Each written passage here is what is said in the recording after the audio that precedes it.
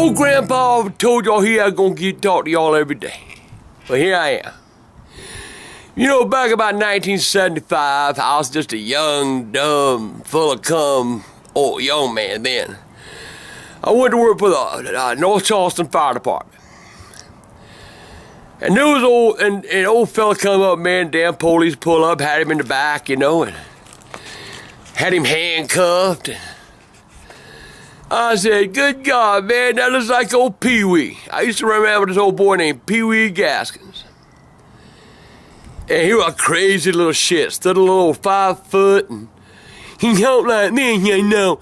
And he said, Charlie boy, we gonna get drunk tonight, you know. So we go out, boy, we get all drunk up, ride around, you know, and laugh and get in a bunch of trouble and shit, you know. One night I was in a damn bar called the Candy Apple Lounge over on Savannah Highway. And old Pee-wee was in there, man. He was about to fuck up. I done drank about a case of beer and I was pretty fucked up. And me and him got darking, you know, and I grabbed old Pee-wee and I slammed his head in the bar, boy, and I thought that motherfucker died. So, old Pee-wee lay there bleeding, you know, and he got up. He said, Charlie Green, you better be glad you my friend. 'Cause if you weren't my friend, you'd be in my graveyard tomorrow. Oh, Pee-wee, you funny motherfucker. You can't do a goddamn thing, man. Oh, Pee-wee tell me, he said, Charlie Green, you just better be careful. So, a couple days later, like I said, I was at the firehouse, and here come this old police cruiser coming. And old Pee-wee used to ride around. He had an old hearse. And he was always riding around that hearse everywhere. You just see him. He'd go off for days and not come back. Back to my story short, though. He was there at the damn police station. And they pulled him out, and I'm standing there at the back door because the fire station, police station was right there side by side back there when they first started incorporated into a city, see? Pee-wee get out, they get out, they bring old Pee-wee out, and he look at me, and he said, man, Charlie Green. How they doing, Charlie Green? I guess I won't be seeing you for a while. So I laughed, I said, what the fuck? They must have caught that son of a bitch drunk in a corner somewhere and bring him to the police station to sober his ass up. So that later on we watching the news, you know, and all of a sudden, arrested, Pee-wee Gaskins. On charges of murder. The motherfucker was a serial killer. He was killing people and burying them all over South Carolina. Jesus fucking Christ. Scared the piss out of me, man. I am not fucking lying. And here I am thinking, I done whip his ass in the bar and he done threatened to put me in a graveyard. Boy, I quit drinking. I quit smoking my dope for a while anyway, let's put it that way. But yeah, I got that, oh my God, man. And here I am, I done whip his ass and go be in a graveyard. Sobered my ass up quick. But yeah, he killed him and another friend of mine, they killed his wife and baby. They killed people just because they didn't fucking like them. But I tell you what, tomorrow, I'm gonna tell you more about Pee-wee tomorrow. Some things you didn't know that's gonna make you say, huh? My God. Grandpa used to run around with a serial killer. Holy shit. Talk to you tomorrow, youngins. Told you I was gonna talk to you today now. Back to the subject of Pee-wee. Old Pee-wee, man, he was from a place called Conway, South Carolina. Nothing but goddamn rednecks and goddamn alligators and snakes around that part of the country. But old Pee-wee, man, they convicted him of murdering them people, you know, and they were digging up graves all over South Carolina. And so they finally just they took him to court, you know, and found him guilty. Sentenced him to death in the chair. Well, old Pee Wee, he laughed, like, y'all think y'all got nothing on me. Well, one day they were going down, they were walking down the corridor of the prison, and he didn't like one of them guards anyway. Well, Pee Wee had swallowed a razor blade, and they were going down the aisle, you know, the corridor of the prison. Old Pee Wee pulled that razor blade up out of his damn throat and cut that goddamn guard's throat.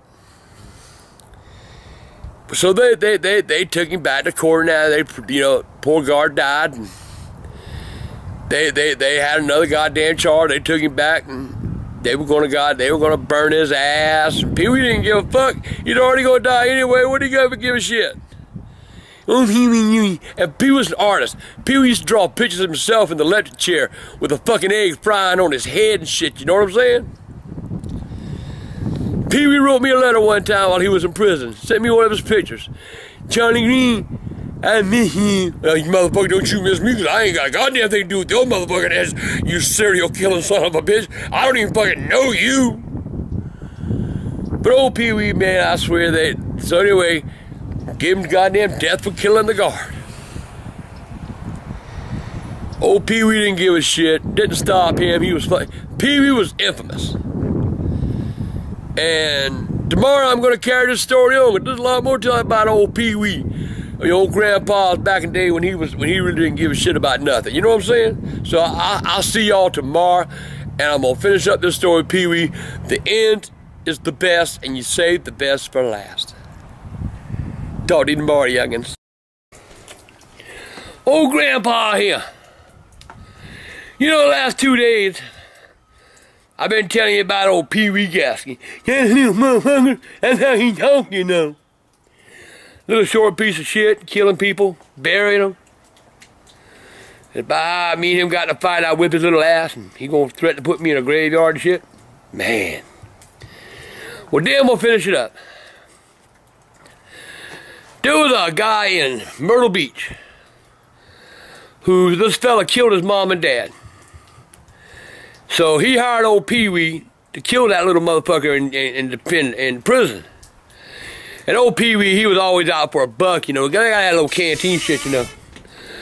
So old Pee Wee took the job, you know. And he'd hook up a radio, right? So when the guy put the radio, he'd plug it in, fry his brain. So old Pee Wee, man, he rigged that old radio up. And they were sitting out there, you know. He said, look at me, man, tell me this radio working. I'm going to pass it up to you. It don't seem to be, I can't hear it too good. Goddamn cigarette. He said, I don't seem to hear it too good. He said, I'm going to hook it up, you tell me if you hear it. That old crazy motherfucker took that radio and put it up next to his ear, and boom! Blew that motherfucker's head off. Well, they tried old Pee Wee for that, you know, and they arrested the guy that hired him, and he spent his time in the pen, too.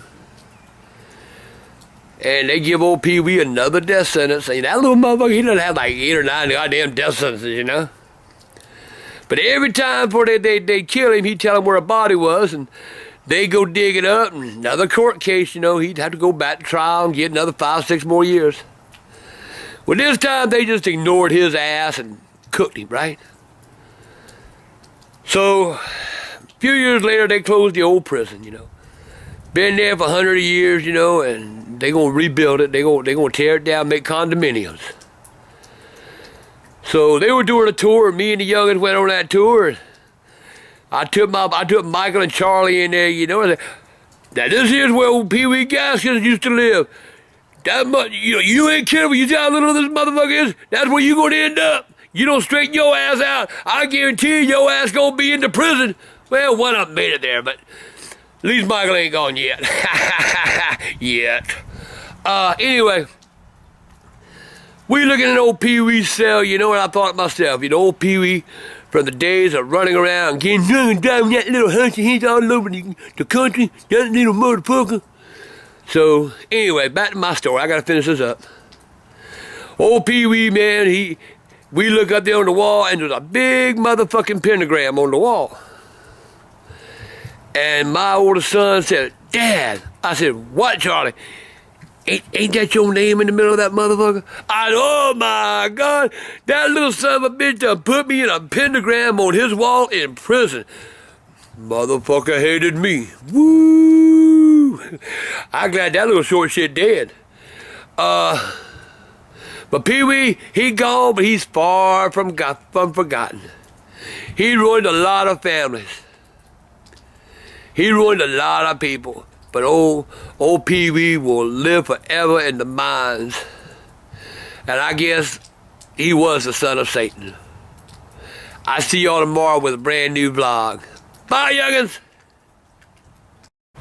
So a lot of you have been emailing me on both of the accounts. You've been asking me, why is Angry Grandpa banned from Walmart? So here's the story. There's actually multiple stories. So one of the stories has to do with one of the days Angry Grandpa went grocery shopping, and he had this giant buggy just filled with just shit he didn't need. So instead of the lady putting the bags in the buggy, she starts sitting them on the floor. And Angry Grandpa's already getting angry. He's ugh. So he has to start putting them in the buggy himself. And as he's pulling himself out of the store, a loaf of bread falls on the ground and he steps on it as he's walking. This made him flip out. He reaches in the bag and picks up a jar of jelly and he throws it against the wall, and it just sprays everywhere. Jelly, and there's glass. And the door greeter, she was like, oh my God! Next thing you know, the manager walks up. And the manager asked Dad if he would leave the store. And that's when Dad flips out, because if you ask Dad something like that, he's already not going to be happy.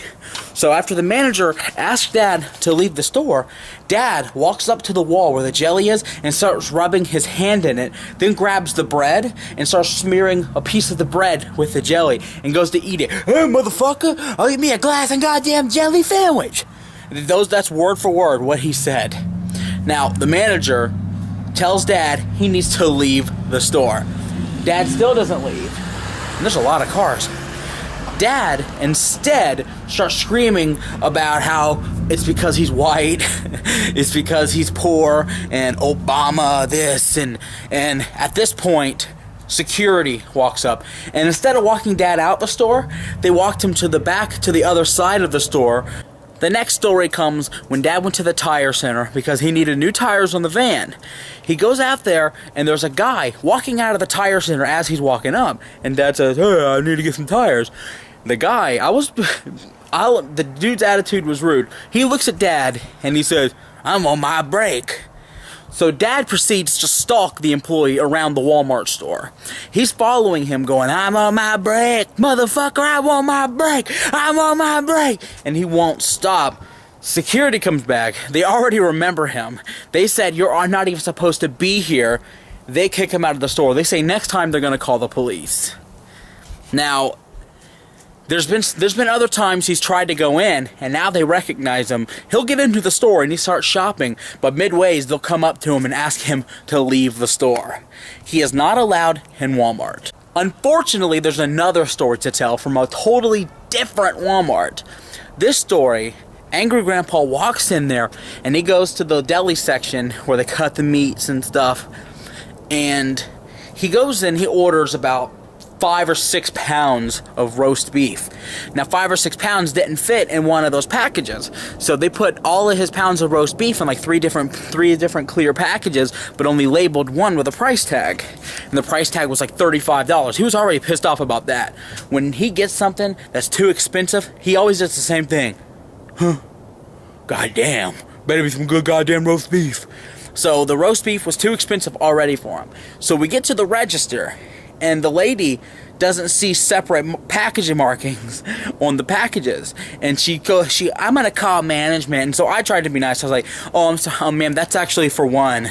They wouldn't fit in 3 packages, so they priced it for one. She goes, I don't think you know what you're talking about. And Dad blew. He goes, let me tell you something, you goddamn bitch, motherfucker, I pay for goddamn. And he goes off on a minute tirade about how the roast beef was already too expensive and now she's gonna charge him more, and how she's a fucking bitch, and how she's on welfare, and how Walmart must have hired her through the Goodwill system. Push come to shove, security came with the police. He can't go inside Target. He can't go inside McDonald's. He can't go inside Papa John's fucking pizza. He can't go anywhere anymore because every time he goes, he starts shit. There's been times where he's ran around the store screaming for somebody because there's 2 registers with employees and 30 registers with nobody on it. Oh, nobody wants my goddamn money. Why? Because I'm paying them food stamps. Angry Grandpa is not the kind of person you want walking into your store. And they've realized that, and now he's banned from almost everywhere. There's only a few places that he is still allowed inside, and frankly, I'm surprised he still is. Hey, Pop. What? Are you excited about your Christmas presents? You can kiss my ass. Walmart gift cards, buddy. I don't want no damn Walmart gift cards! Just say, send me Walmart gift cards. Stick them up your ass! Send them. If anybody sends me a Walmart gift card, you're gonna know about it. Turn it off! You know, last night I told you I was gonna tell you a story about bullying gay people. Well, back in the late 60s, me and a couple buddies out riding around, see, and we need some money. We won't get some more liquor, see? So we ain't had no money, so we see this gay fella, see? And we pull him over and say, hey, we'll go for a ride. He said, well, I don't know. By that time, my partner took his dick out and shook it at him. And so he said, oh, I'll go. So he got in the car, had this little goddamn pink poodle, man. Little yapping motherfucker. Goddamn, wouldn't shut the fuck up. So we take him out into Bees Ferry Road, back there was all dirt and shit. And we jumped out of the car, my partner said, man, give me all your goddamn money. Little gay guy said, sorry, I'm not gonna give you my money. My other partner said, well, you are too, and pulled out a goddamn monkey wrench about that goddamn long. And he hit that little old goddamn queer in the goddamn head. Blood pouring everywhere, split his skull open. Now give me your goddamn money. Little motherfucker jumped up off the ground. He said, I tell y'all right now, there's 2 things I like to do. Suck dick and fight. And that motherfucker lit into us. Good God, I'd rather been in a goddamn cage with a motherfucking tiger. Motherfucker broke 4 of my goddamn ribs. Put my other friend in the hospital. He took our car and drove off and left us in the fucking woods. You talking about vice versa shit. Man, that's what I was trying to tell you, man. I learned a valuable lesson there. Don't fucking no queer. He'll kill you. And I learned, you know, and I think that's why today, man, I get upset when I see bullying, because I was a bully one time myself. And I'm going to take up for the goddamn little guy. I'm going to take up for the gay guy. But if you go fight one, make sure that motherfucker don't know how to fight, because goddamn, they whip my motherfucking ass. I ain't lying. Anyway, that's my story about what happened to me and the queer. No more. Turn it off. Turn it off. He beat us unmercifully, man. Hey, motherfucker took my goddamn friend's clothes. Took my goddamn shoes. Did the dog run away? Why should the goddamn little dog run away? He put the dog in the goddamn front seat with him. He had our car. We had to walk out the fucking woods. Bastard. Were you guys bleeding? Bleeding? My goddamn shirt was soaked, and my friend, you thought he was blood. What kind of moves was he doing? Huh? What kind of... Flip, flap. Goddamn, don't hit me no goddamn more. Please don't hit me no goddamn. I was crying. Were you really? What? Please don't hit me no more. He said, you ought not mess with us. Whoa, motherfucker, I ain't never gonna mess with y'all again. Never did either.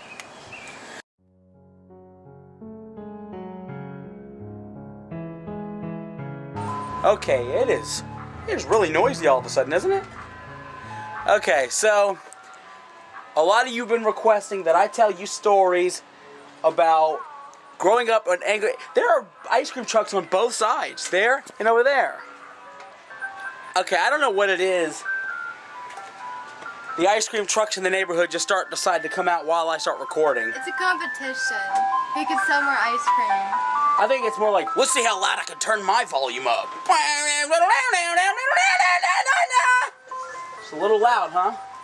Okay, so a lot of you have been requesting that I tell you stories about what it was like growing up with Angry Grandpa. So that's what I'm going to do. The first story I'm going to start off with, I'll call the butter and the cheese, because it sticks out the most with me. It was about a week before Christmas, and that is a giant truck playing Spanish music. So, it was a few days before Christmas, about a week before Christmas, and my cousin Chris was staying over with us, and we had sleeping bags set up on the floor, and we were watching television. You know, just having a good time, hanging out. And that's when Dad walks by us. Now, I'm only 7 years old, mind you. We're watching television, and Dad opens the fridge, and his cheese is missing. Somebody had taken giant bites of his cheese. Now, by now we know it was my sister Kimberly, but at the time we didn't know. All of a sudden we hear, "Who ate my goddamn cheese?" In comes the cheese like a freaking softball, hits the wall, it just boom. Next thing you know, it's followed by the butter. Comes whirling like a frisbee, and it hits the wall and explodes everywhere. I guess he was going to make a grilled cheese sandwich or something. The butter explodes, the cheese goes everywhere. My mom decides to come in and clean up the butter off the wall. She starts wiping it, and Dad says, "Oh no, whoa, you are not cleaning that butter off the wall. I swear to God, I'll have your fat ass." He does not let anybody clean the butter off the wall. It stays there. If you look at our Christmas pictures from that year, Kim, if you hear me, look through your albums, see if you have this photo. I'm opening a present, and you see butter smeared across the wall in the background because he wouldn't let anybody clean it. Really, you talking about my goddamn cheese? Yeah. I'm telling the story about what you... Don't be telling stories out of goddamn about what goes on in this house. What happens here is like Vegas, it stays here. You do it. People want to know, so I'm telling them. You threw cheese and butter against the wall for no reason. I want to see the video. Yes. I want to see it when you're done, because there's two sides to every story, you understand? Are you locked out? Ugh. He flipped out over cheese for no reason. No reason. You're a liar. You're a liar. Who flips out over cheese? Not me. That's the truth. He flipped out over cheese for no reason. He shouldn't have flipped out over cheese like that. You weren't there. I know. So, that's part of growing up with Angry Grandpa. I got plenty more to tell. There are many stories. Maybe there's one story where he digs his heel into my back, like, because I scratched his feet too hard. That's another story. That's another day. That's life with Angry Grandpa. That's story number 1, I guess. Story number 1. Is he coming back out? Grandpa here. Pickleboy Michael is a damn liar. He's telling stories about me, about throwing cheese and butter just because I got mad. Well, let me tell y'all right now, the damn story behind that is that I went and bought me some cheese, nice, good, cheddar cheese, and bought me some buttermilk and some green onion. And I was going to make me a meal off that. I got hungry. I go in there to eat, and what's going on? My damn cheese has got like 9 bites in it. Pissed me off. No meat. So I think I eat cheese. But that's not beside the point. I asked him, who eat my cheese? Who eat my cheese? Ain't nobody admit to nothing. So, had a nephew stay at the house. He come to visit. He never spent night for the first night he ever spent. He's sitting there in the room, and whew, here comes butterfly right by his head. Whew, whew. And he goes, well, butter done hit the wall. Then I looked at my cheese. 9 bites. Ah, who ate my cheese? Nobody wanted to admit it, so I threw my cheese too. I said, well, y'all want it so bad, y'all will eat it. Right by the little boy's head. That little boy started, I want my mama. I want to go home. I want my mama. I want to go home. Yeah, you little wimpy SOB. I tell you, can go and call your mama, come get you. You eat my cheese. You eat my cheese. You need to go home. I thought I saw little cheese marks around his lips. You know what I'm saying? But now y'all know me. I ain't never broke nothing in my life. I don't break things. I don't argue, and I don't raise a bunch of hell. But they ate my cheese. Come to find out months later, it was my damn daughter. That was my cheese. Hey kid, are you hungry? Feed the cat. Oh my God! Look what just walked up. I'm gonna feed the cat. You ain't feeding that. Where that motherfucker? What do you got here filming? Look at that, man. That cat's hungry. That cat fatter than me. Y'all feeding that cat healthy. What are you filming? What kind of vlog? Ain't none of your business. I gotta put it up. Kitty. I'll go get you something to eat, kitty. Bye. You ain't feeding that cat nothing. What's going on with you guys? So, you've been asking for more stories about what it was like growing up with Angry Grandpa, so I'm going to give you another one.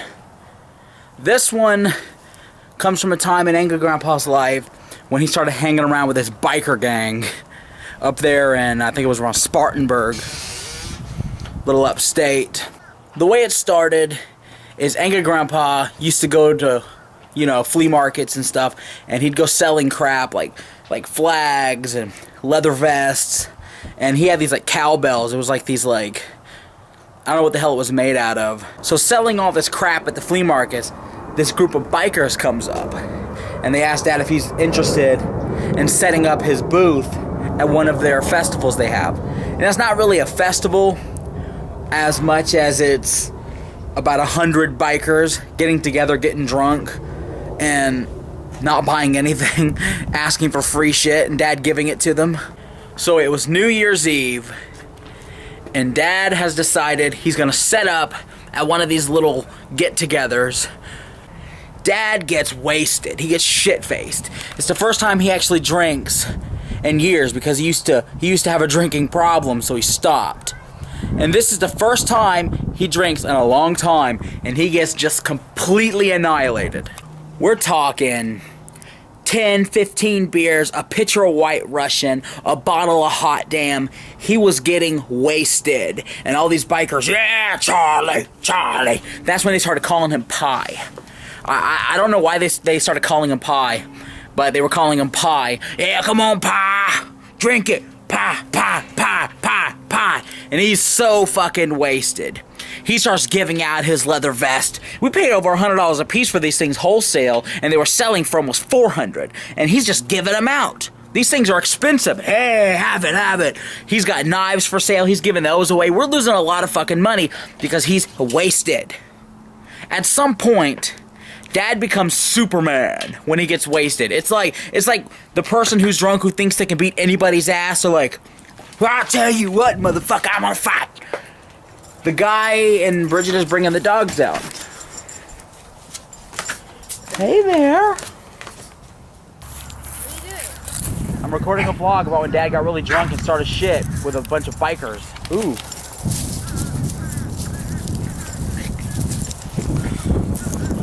So Dad is completely annihilated, wasted.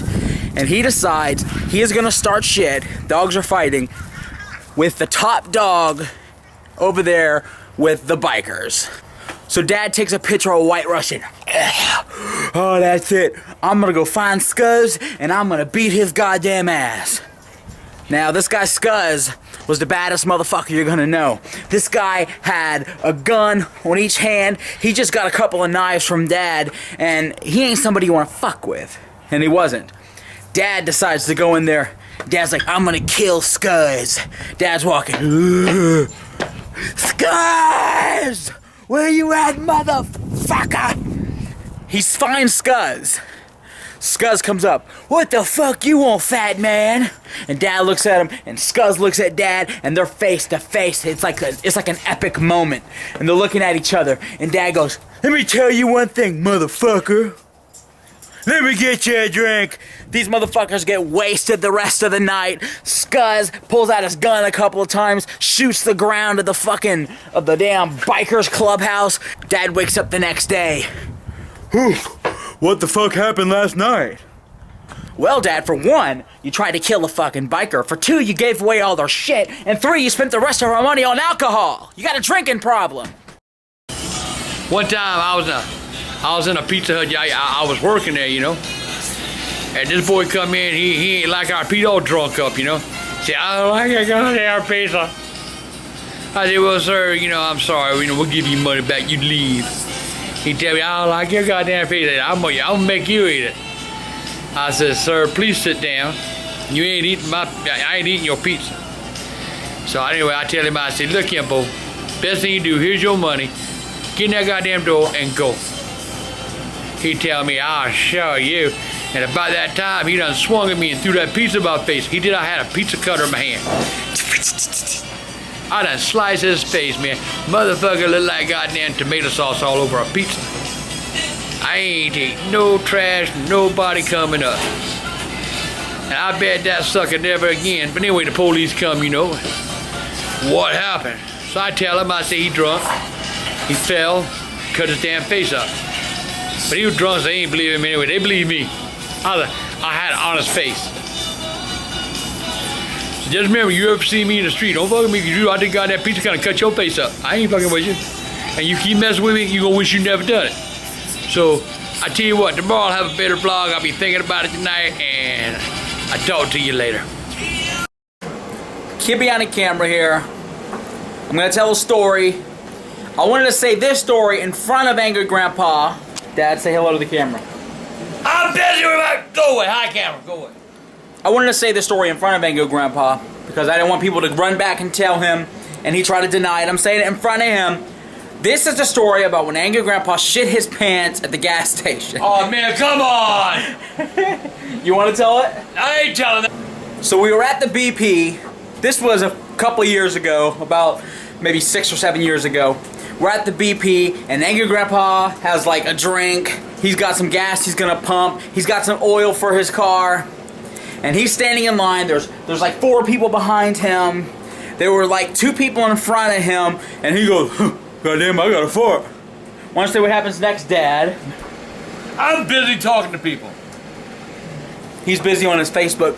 What happens next is Angry Grandpa decides he's gonna fart right there with people around him, and when he farts, all of a sudden, oh shit, I shit my goddamn britches. We look, and the shit is leaking on the floor of the gas station. Don't tell a story like that! Are you sick? I don't know if you were sick. There was something wrong. You were leaking shit. The Angry Grandpa was leaking shit Body fluid! all over the BP floor. Everybody around it was looking like. I went to the bathroom, I blew out all over the walls. I don't know about that part. I didn't see that, but I can tell you now, there was shit all over the floor, and it was cleanup, man. You need to stop that. The people in the gas station, the people that were behind them, they were just smelling something at first. They were going. Stop it! I didn't stop it! Get off that shit! I'm serious! Okay. Shut up! All right.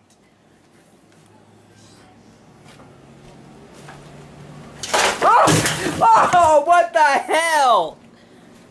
Stop it! I've had enough! Look at this goddamn mess you did! Can I finish telling the story now? Fuck your story! Come on, man.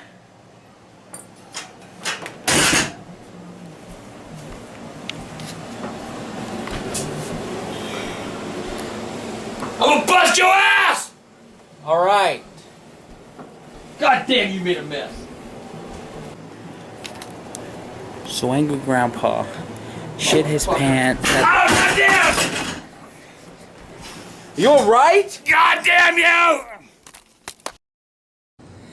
Hey, young'uns. Grandpa here. Like you don't know who the fuck I am, right? You know, Grandpa gonna tell y'all a story. Damn old lens getting messed up. I just cleaned it.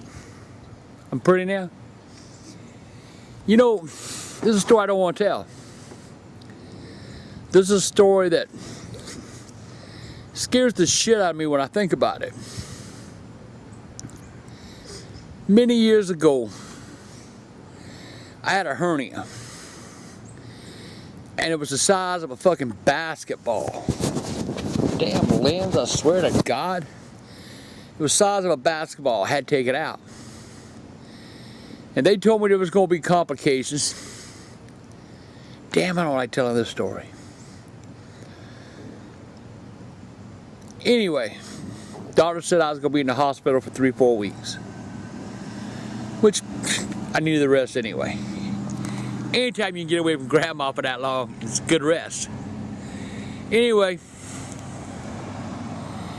they took that hernia out. They lost me on the table. I died. Man, I keep doing this shit. It ain't even cold. It must be cold in my house. Anyway, he took the hernia. He repaired the hernia, you know. I didn't quite come back because they lost me.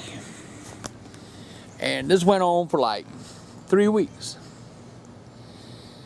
One day, man, I was in a coma. One day they tell the old lady, they say, you know, you really ought to think about going to the funeral home and making arrangements. He said, because we don't think he's gonna make it. My blood pressure was high, my damn heart was giving them problems. Mostly my lungs, you know, much as I smoked, my lungs were all fucked up anyway, you know what I'm saying? So, old grandma, you know, she went down to the funeral home and she was talking to him. This went on for like 3 weeks. Finally, all of a sudden, man, my daughter came from fucking New York, Kimberly. And everybody done give me up for dead. My daughter started, God damn you, Daddy. Wake your fat fucking ass up, you son of a bitch. Who the fuck you think you are? You gonna leave all of us and we gonna be alone without you? Wake your old ass up.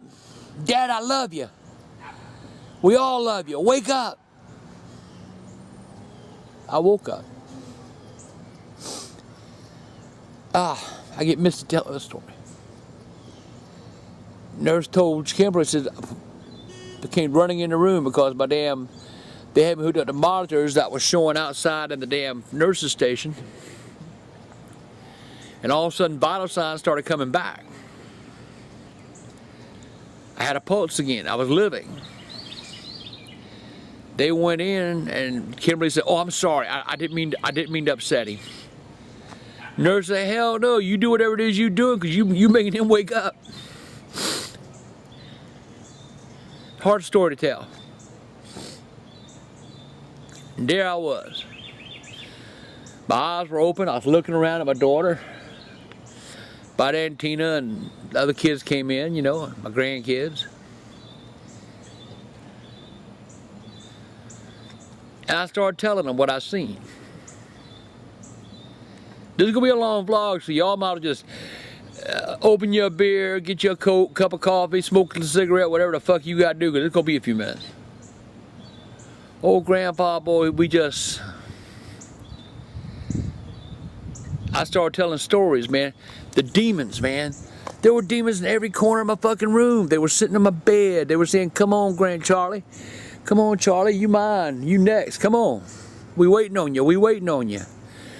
There was a demon on my bed. There was a demon on my nightstand. There was a demon everywhere. Them demons were waiting on me. It's strange. Before that surgery, I didn't give a fuck about nobody. You could have needed 50 cents and I'd have laughed at your ass because I wouldn't give you shit. I always thought there was an ulterior motive to everything anybody done for me. But them demons scared me.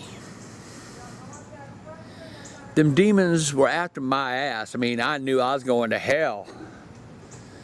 All of a sudden, man, there was a light. I started falling. And you've heard the story of a lot of people, but I actually experienced it. I was falling, and the light was so bright. My God, man, sunglasses wouldn't even stop that light as bright as it was. There was my mama, I talked to her, my dad, my grandmother, people from the past, a girl that I knew when I was young who committed suicide. She was there. You know, I hadn't even thought of her about them, you know, but she's with me now. She talks to me now. People say you're crazy, but nah, I ain't crazy.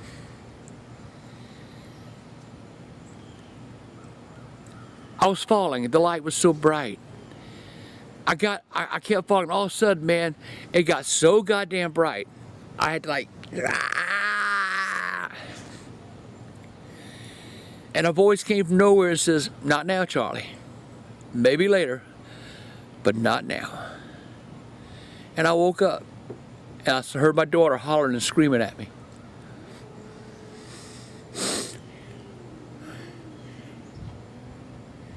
A lot of y'all say, "Grandpa, you're too good for you. You're too good. You do too much for people. You care about people too much. You end up getting fucked." Fine, fuck me. I don't care. Because from that day on, Grandpa found he had a heart. Grandpa found if he had somebody that needed something and he had it, he'd give it to him. Grandpa started believing in second chances, third chances. I now believe in people. I believe in you. I don't care about your past. You could have been a prostitute or be a prostitute now. I don't care. You're feeding your family. You're doing what you have to do to exist. I care about you. I care about my youngins, and y'all are all my youngins.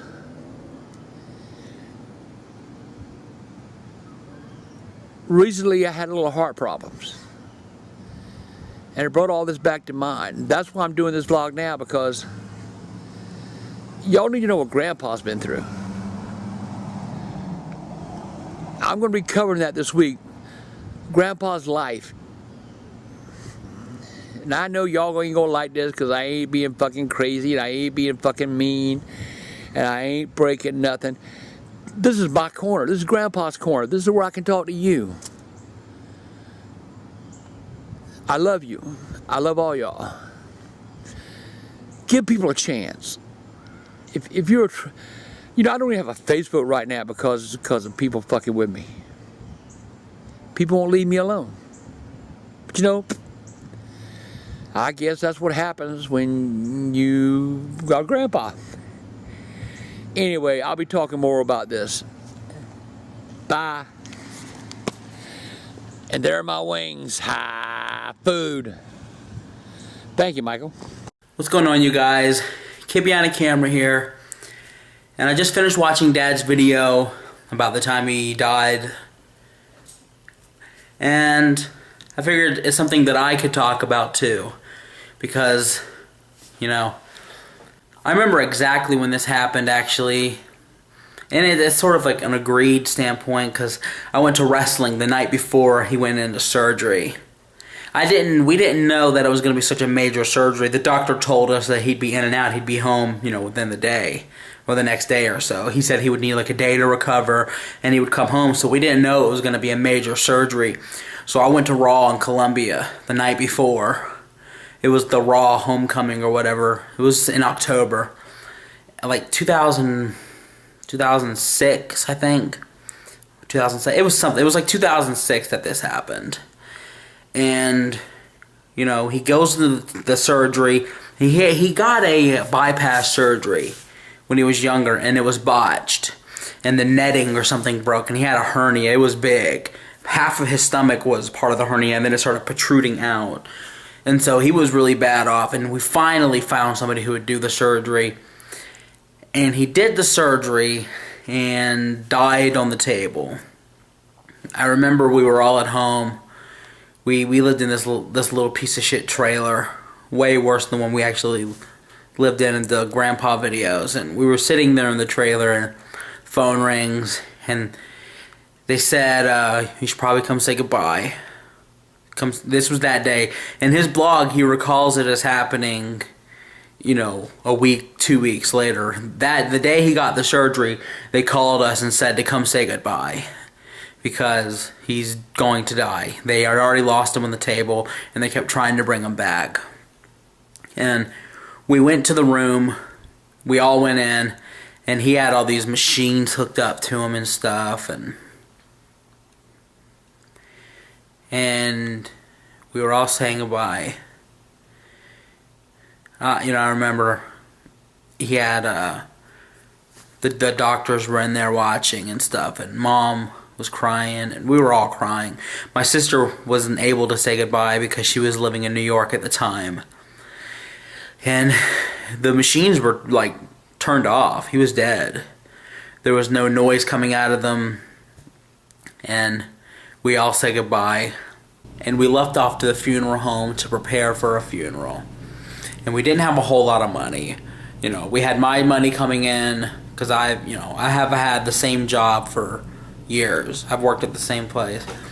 And so we had my money, and Mom had a job, and that was it. You know, we were going to try to prepare a funeral what we could.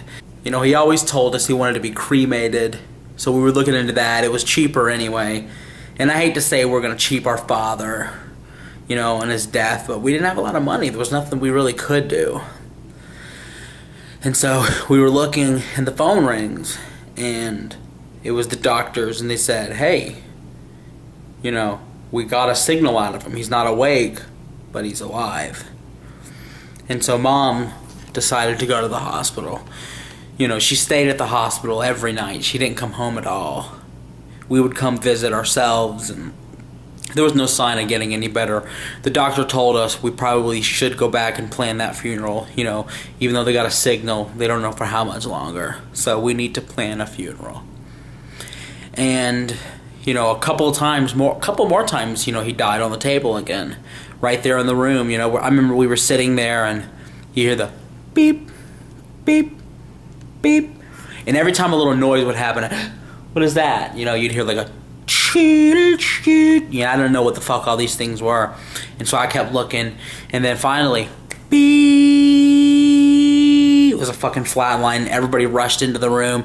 Me and Mom had to leave, and they came back and said, "No, we lost him, and you know, we're trying to bring him back now." We were waiting in the waiting room, and they came back. Okay, we got him back, and this was like 3 weeks. You know, it's really hard. 3 weeks of, you know, is our father gonna live or not? We don't know.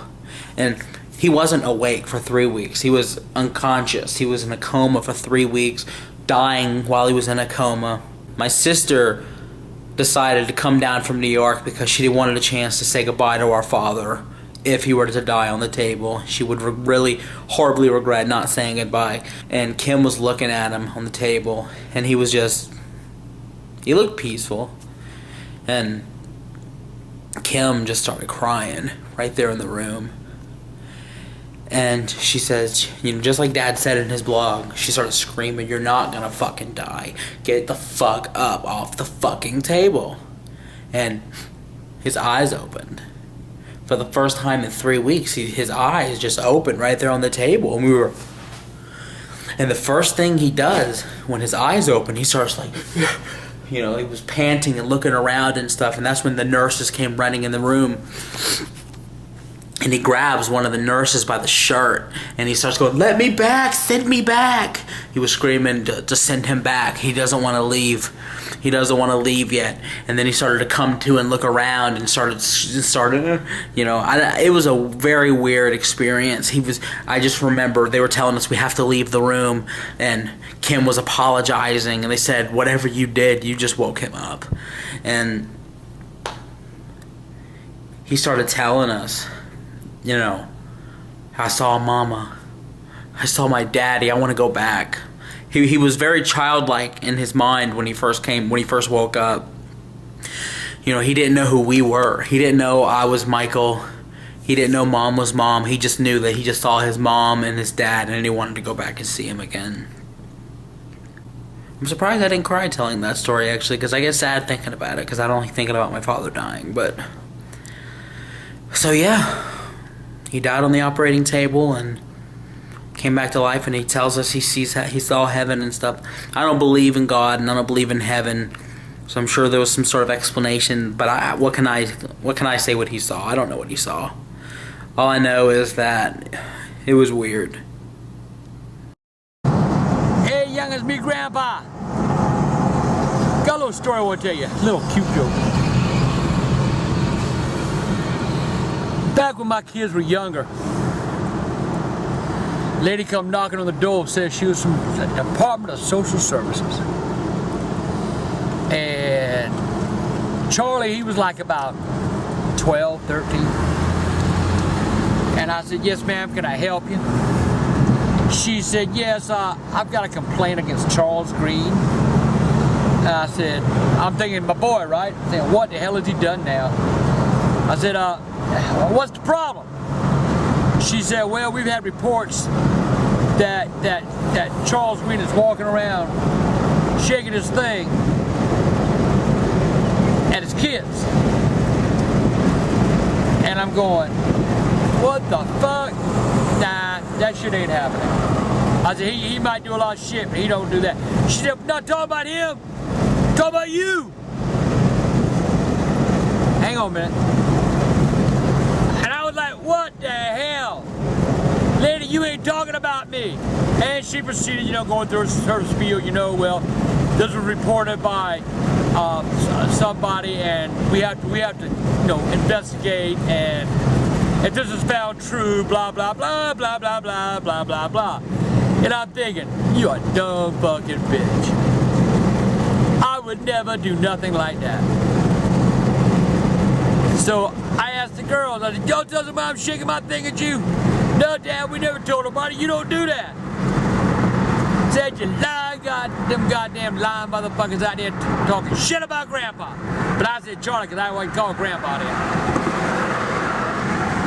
And I'm sitting there arguing with ladies. She goes, Mr. Green, I don't know how we can prove that you're not doing it. I said, do what? She said, well, it was an accusation and we can't prove that you're not doing this. And you can't, you can't prove that you're not doing this. So we had to take it that as true. Boy, it pissed me off so bad I told my kids, I said, get outside and play! Go out right now and play! And they like, what? I said, turn that damn TV off and go outside. So they turned the TV off and they went outside. Me and this lady, we arguing now. Well, we have words now. I said, let me show you something, lady. I'm gonna prove it to your ass. I'm gonna prove it to you right now. I dropped my pants. I dropped my goddamn pants and I said, lady, that's the proof. Lack of fucking evidence. Lack of evidence. I ain't got nothing to motherfucking swing. Boy, that lady turned about 9 shades of red. Wrote down her book Unfounded and walked the fuck out of my house. Never heard from that bitch again. Funny as hell, boy, that bitch. She was like, oh my God, oh my God, oh my God. She didn't walk to her car, she run to her car. That ended that goddamn problem. Case closed. Bye. Back when I was a kid, we went to my grandmama's for Halloween one year. I'll start over because I was talking when you started. I don't care. Alright. It's my blog. Fuck you. Okay. Anyway, I'll go to my grandmama's for Halloween one year. I think I was like 12, 13. And me and my cousin went to a cow pasture. And we found us some cow shit. I mean, that was some gooey motherfucking shit. Oh, god damn. But my grandmother lived in a little town called Oler. Now, that'll tell you something right there. It's one of them little towns that when you go through it at nighttime, you're going to hit all the dirt because they roll the streets up at 7 o'clock and put them behind the city hall. And then the next morning, 6 o'clock, they roll them back out, okay? And we had a big old bag. We had like 2 or 3 big old bags full of cow shit. And we would go to somebody's door and we'd knock. And I was knocking and my cousin was lighting the bag. Motherfucker, open that door. See that goddamn fire? Go to stomping. Goddamn cow shit flying all over the fucking porch, his door. Hey, I goddamn motherfucking kids. Oh, tear me some kids' asses up if I catch them around my house again. Yeah, we did it twice. I mean, it was fun. So if any of y'all going out knocking on the door, make sure you take a bag of cow shit. Dog shit. Don't take any human shit, because then I'm going to think there's something wrong with your ass if you do that. But do that. Not put and then light that motherfucker. It'll be blazing. Man will come out or a woman will come out and they get so damn upset they start stomping because they don't want to burn their house down. And you got the ass, man, they got cow shit all around their fucking ankles and that's stinking like a motherfucker too. Shit. One little Halloween pleasure you can have.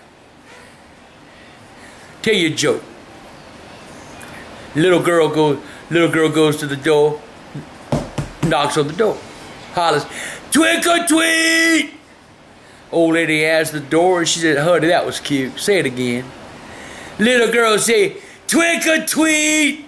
Oh shit, that's so precious. Larry, come here. Oh, Larry, come to the door. Her husband, you know. Couldn't be a boyfriend, bitch too fucking old. She said, "Do it again, honey. Show Mr. Larry what you say." So little girl looked at him, she said, sweet as she can be with that little baby face. She said, "Trick or treat." He's, "Oh, honey, don't give this child that shit we're giving everybody else. Go get that child something good." Old lady went in the kitchen, come back with a big apple, you know, big old red, juicy looking motherfucker, you know. And she said, "Open your bag, darling." Little girl opened her bag and the old lady dropped the apple in her bag. Little girl looked up at the old lady and said, "Big deal, the apple. You broke my fucking cookies." Have fun. Trick or treat. We're going to do a whole fucking week of nothing but Michael videos. What do you mean? I'm going to tell every fucking sin you got. You ain't doing that shit. I'm doing it right now. No, you're not. You know, back, when I was a little boy, we used to go to my mama's house a lot. And we stayed there for a while because me and Tina broke up and it was just me and Michael. So we went and camped out at Mama's house. Well, one night Michael shit his goddamn pants. Oh, come on, dude. Don't tell this shit. And his grandmama, she said, "You nasty little creature. You nasty, nasty little boy." She made Michael take his underwear off and go in the bathroom and wash him out of the fucking toilet.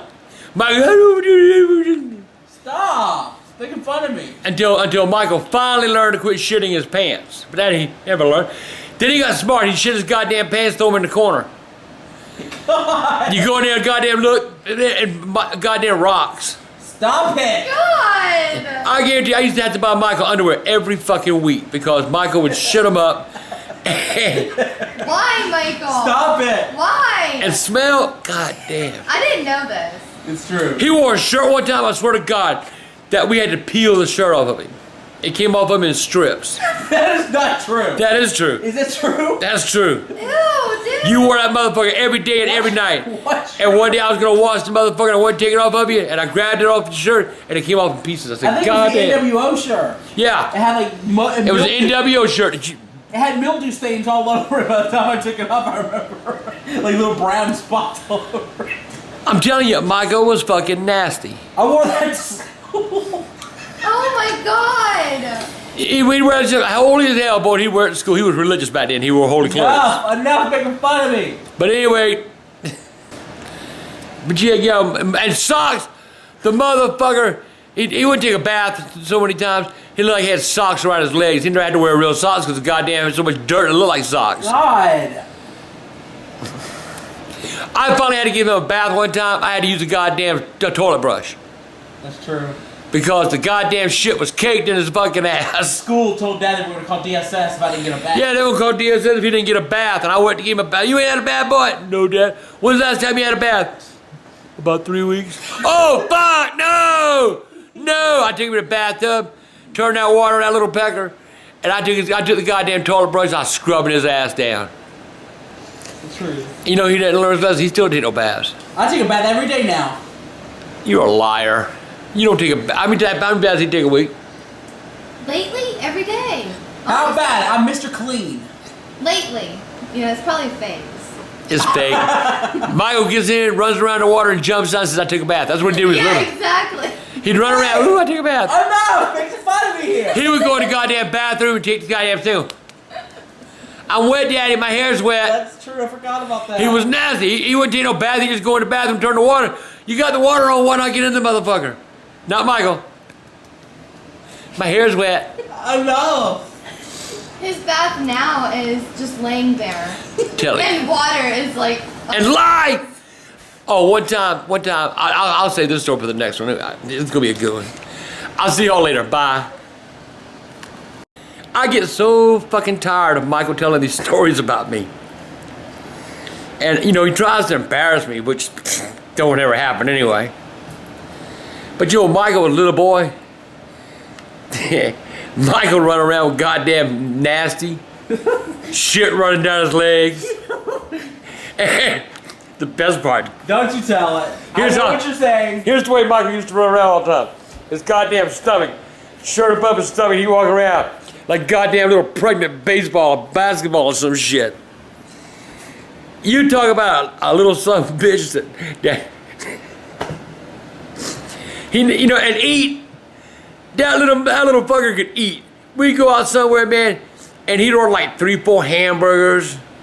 One time, Michael always got everything he ever fucking wanted. One time I always got everything I ever wanted. One night it was late. It was like about 9 o'clock. Was this time you took me to Best Buy or Toys R Us? Toys R Us. And Michael, he's showing his ass. I want this, I want this. I just got tired of hearing it, you know. And the bitch X,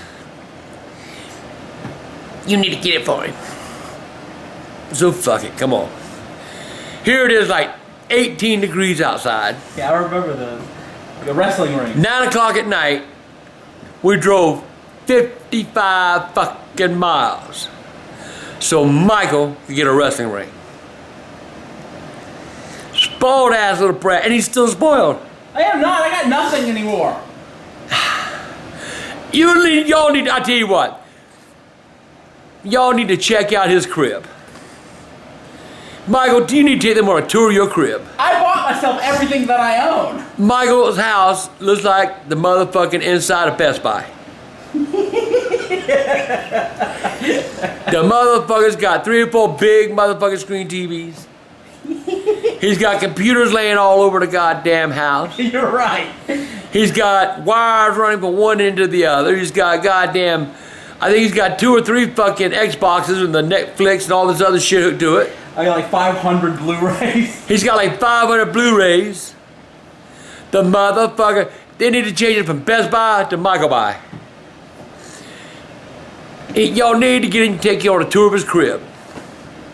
I'd take you a tour of mine, but it wouldn't take me 30 seconds. Yeah, you would have some shit too if you didn't destroy it. You know, you've had fucking like 8 broken TVs. You've had fucking. Liar. You've broken an Xbox. You've broken. No, I did never done it. I had never broke a TV. I never broke an Xbox. Liar. I never broke a computer. This phone I bought you. I know, and you done told me if I break that phone, I can't have no more. You can't because this is on my plan now.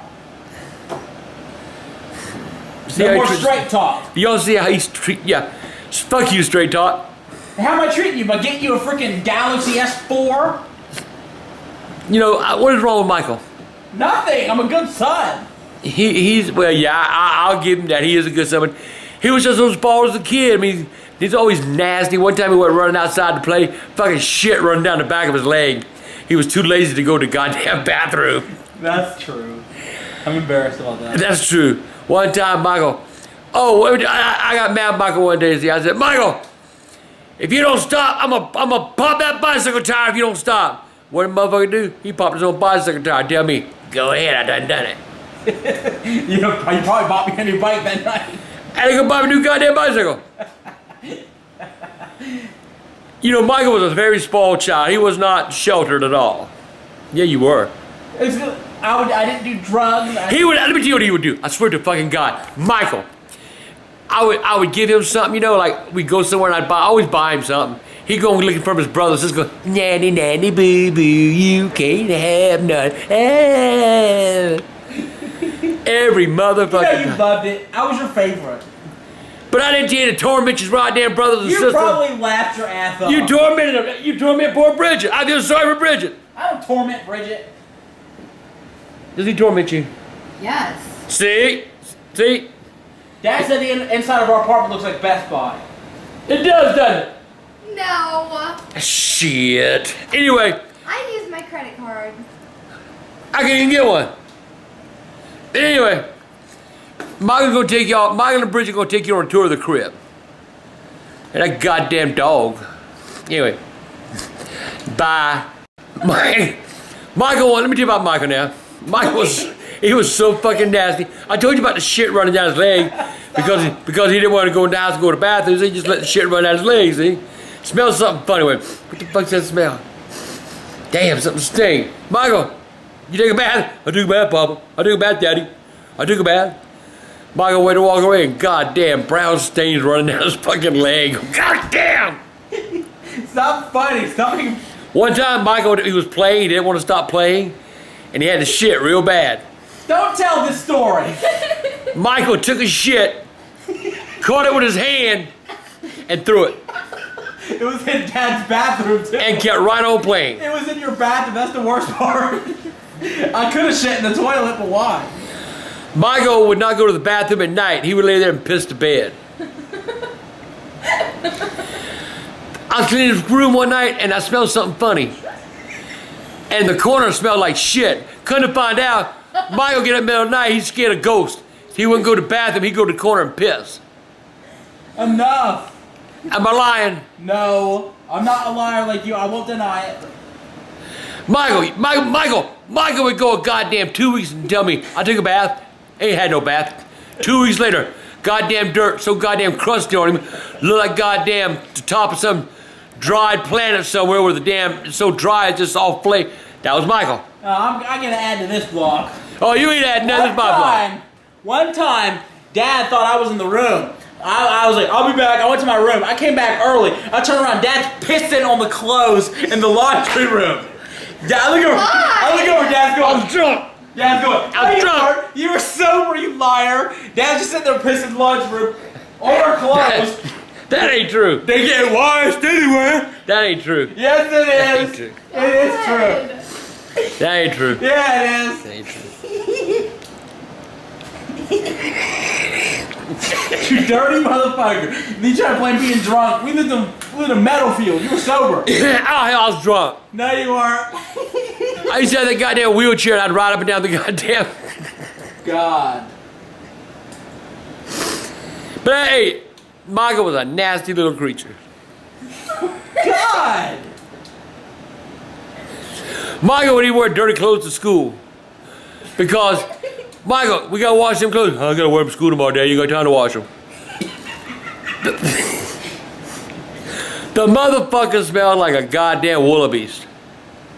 I ain't lying. You like a damn pig pooling and shit. You know, one time Michael cut his foot. I always tell a little fucker, wear your shoes outside. Not Michael. God. Michael didn't have no goddamn shoes. Michael would hide his shoes. Or he'd throw them away.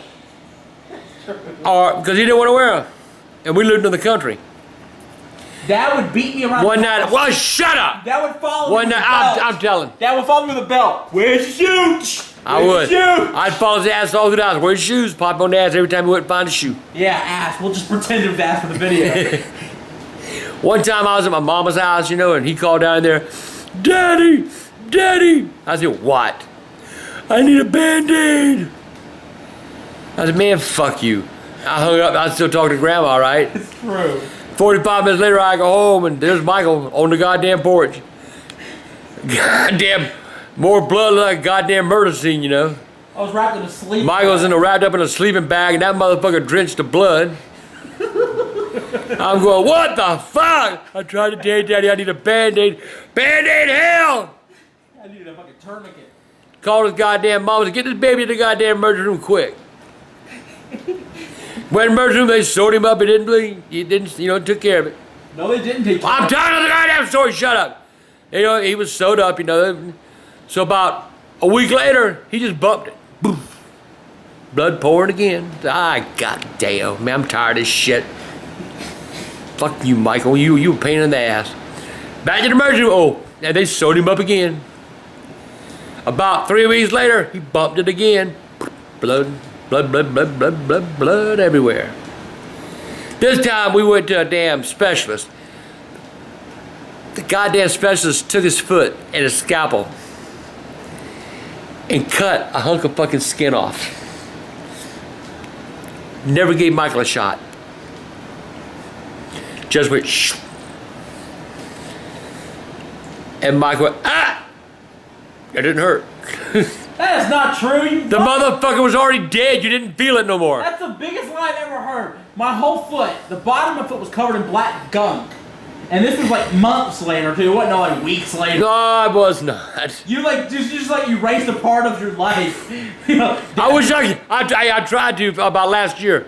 This is how long it lasted. We moved from one house to the other in that time. We lived in Gaston when or we lived in fucking Triple Acres. We lived everywhere. We lived in Triple Acres when it happened, and We lived everywhere until we couldn't pay the rent no more. We had to move. And by the time it was off, we were already living in Meadowfield. They had to put the lot in, cut trees.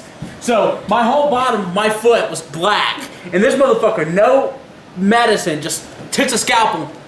I don't know what Dad was talking about. I was going. Mom had to hold me my leg. I was laughing my ass off. All I remember was on the way home, I felt like a woo pain. And Dad like, y'all want McDonald's? That's all Dad gives a shit on getting. Hey, I was hungry. I wanted something to eat. I said, all that blood reminded me of a burger. I'm shivering in the back seat and I hear Dad point and say, bitch, give me 2 sausage egg and bitch. Hey, I'm not talking here. You talking? You making fun of me and I don't like it. But you were something to make. You were always been something to make fun of. What is this? This is like the 4th video? 5th. Enough! But Michael was always, something was always wrong with him. Your window's up or down? It's raining. Okay. Well, then yours are cracked. I'm gonna leave mine cracked. If I do have to beat the motherfucker to get it down. But anyway, Michael's 8. So now we've already showed that Michael was nasty. No. He was crude. He was medically disabled. What else can I add? I'll think about it and get back at you. Hey, youngins, AGP here. Enough of this.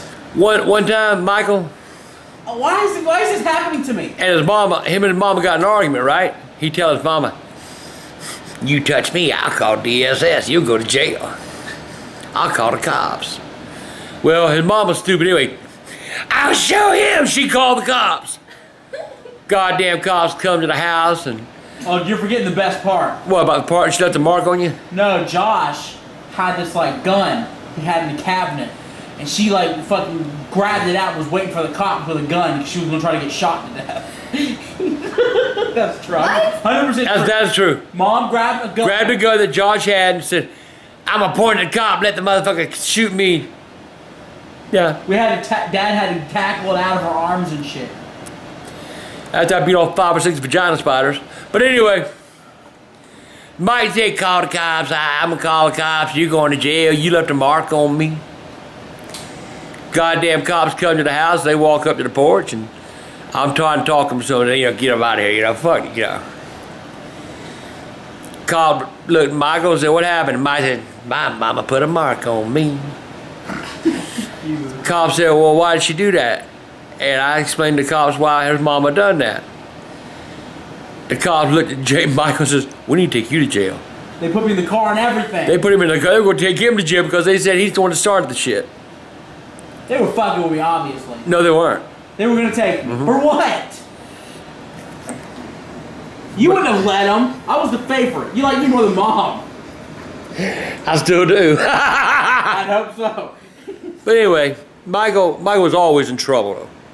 But he always run to me because his mama, he'd do something wrong, his mama's trying, if y'all see Michael, y'all tell me that bad little boy needs his ass whipped. He'd come to me, Mama's threatening to whip me. I tell Tina, don't you touch that goddamn boy. I always let Michael get away with murder. There we go. Good stuff about me. That's more like it. And if I give him time, he'd have done that too.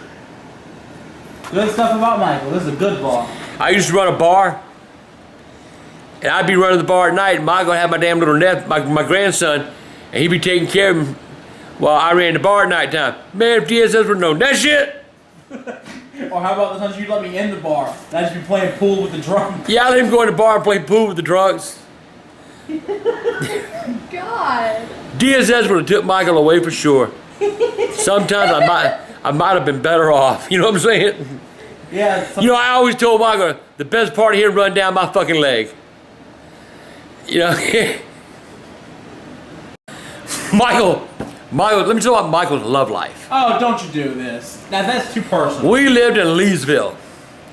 Oh, don't say Amanda. I am. No! I am. Michael was in love with this little girl named Amanda Honeycutt. Oh, God! He loved that girl. He loved that girl more than life. I wrote her love letters and shit. He read her love letters, you know, and he'd walk around the house. Amanda. That's a lie. That was your song. Light up my life. God. I'm gonna make you a poor cocksucker's wife. Enough. Anyway, Amanda decided she liked his brother more than she liked him. Oh, man. So she left little Michael on the side of the road. I can see Michael now looking at Charlie. Fuck you. Fuck you, tell my girlfriend. Ah, ah. Enough of this. Yeah, but Michael was so in love with Amanda, man. I mean, it was like when she broke up with him and started going with his brother, his heart, those saying he had an itching in his heart and couldn't scratch it. He'd walk around and he had a little Slipknot mask, you know? And he would wear that everywhere because he didn't want people to see his tears. He cried over the girl. Literally. I used to sit in the room with the lights off, playing music with that Slipknot mask on. Then there was another one. What are you talking about now? I'm talking about the stalker. We lived. Deanna. We lived on the other side of Somerville over there, you know. And he had this little girl he met online named Deanie or Deanna, and ugly little bitch. God damn! I've seen fucking puppies cuter. She was not that ugly. She was fucking ugly. Anyway, Michael broke up with her. And that little bitch started a goddamn... She wasn't calling, her friends were calling. Her friends weren't calling, her goddamn mom and daddy were calling. They liked Michael. They wanted that boy part of the family. I think Michael was about 14 years old then. And the mom and dad, we'd like to have him in the family. What? Go figure. But yeah, man, you couldn't get rid of that little bitch. And then at one time, Another? he fell in love online with some girl in Florida. Oh, Katie. Why are you doing this to me? Katie, oh, how I love you, Katie. Well, anyway, Katie broke up with him.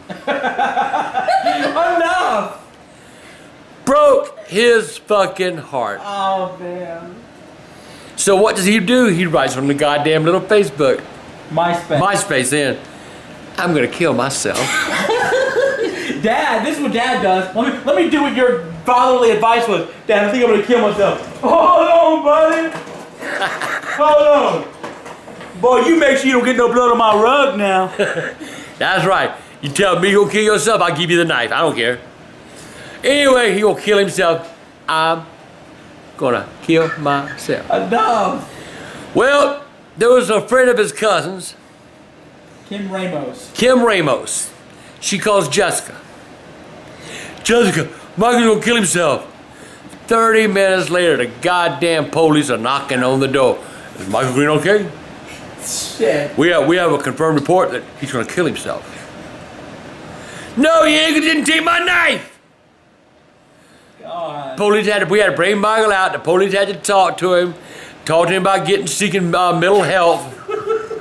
This is fun. Stop talking. All because a goddamn little bitch broke up with him. Enough. Michael and I had a big argument. And I cut his whoopie-doo. I whipped his ass. When was this? You were about 11, 12 years old. I remember. All of a sudden, man, it was time for supper. And I done sent him to his room. Told him, don't come out that room no goddamn time tonight. So I went to Michael's room to get him because he ain't come out. So we called, Michael! Trough is up! Ooey, suey, suey. Michael wouldn't come. That's true. He would really do that. I would do that. Wee! Soup's on, fat boy. Hey, yo, when I used to call up for supper. I did. Enough. That's the truth. I say, Michael.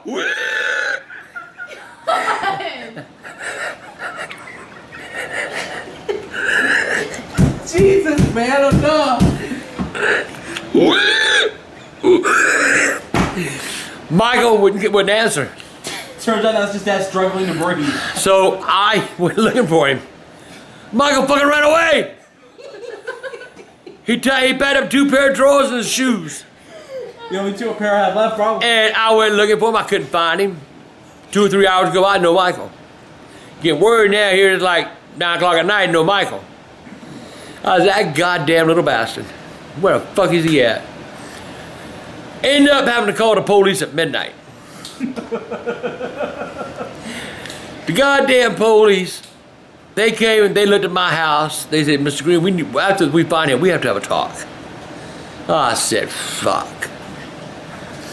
So they out looking at me, and all of a sudden we got the first responders, we got the fire department, we got the goddamn highway patrol, we got the goddamn police of Gaston. We must have 50, 60 people, neighbors, everybody looking for Michael. Never found Michael till about 3 o'clock in the morning. Michael was behind the house, on top of the shed, watching everything. Never made a sound. The worst. The goddamn, and who found him? The neighbor was looking out the window in her backyard and seen some movement on top of the damn shed, thought it was a goddamn prowler and called the police. So the police run to the goddamn house. We understand there's somebody on top of your roof. Fucking Michael. I was hiding under a blanket. Found his ass on top. Oh my God, man. They threatened to put him in DJJ. They threatened to get him in mental, they told me to get him in mental health. I was screaming like a monkey, I remember. Michael, ooh, Let me do the face. no, you gotta see this face Michael used to do. I was going,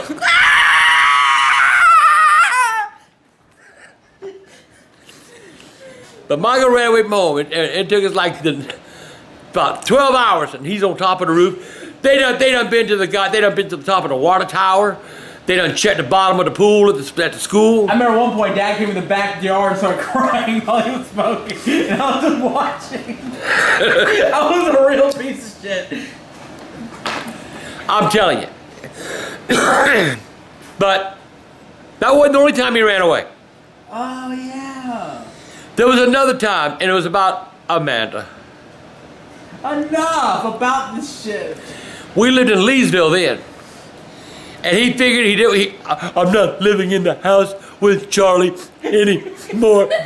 He stole my girlfriend, and I don't have anybody anymore to love me. Enough.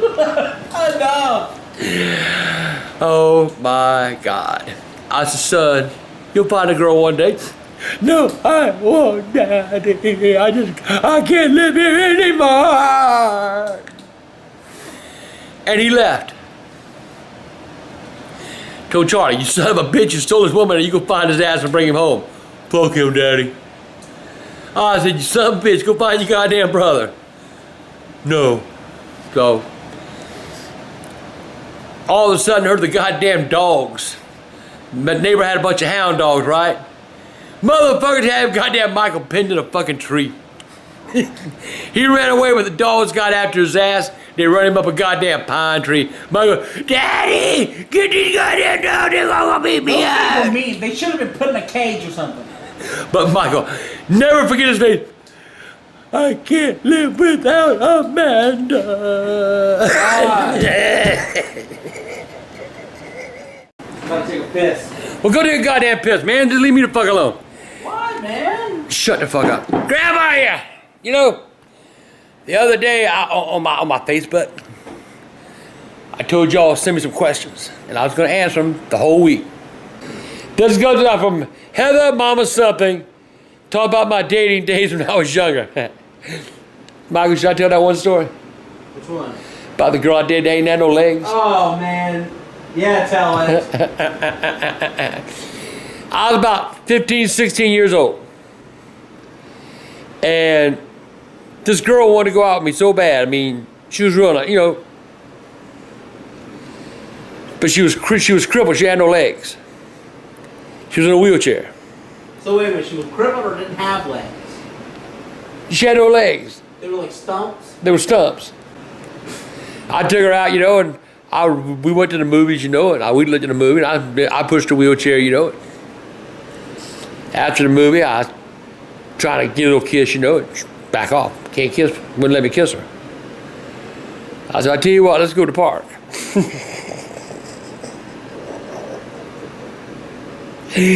She said, yeah, let's go to the park. I love the park.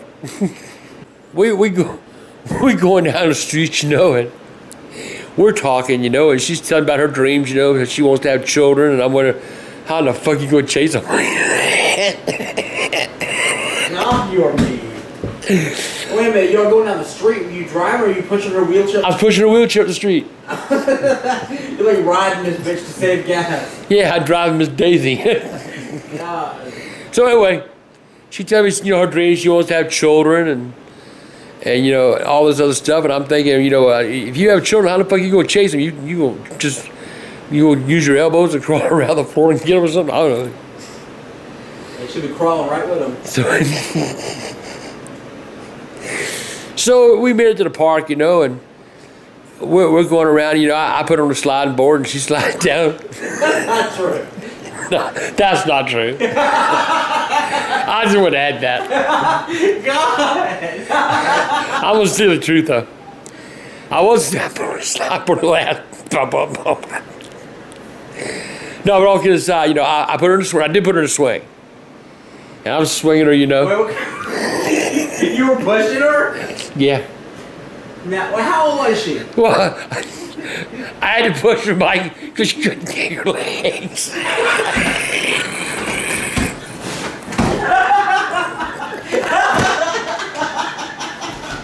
Oh my God!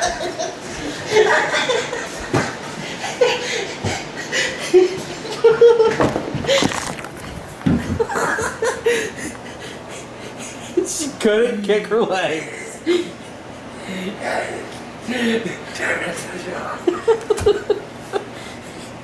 Turn it off! Not a chance.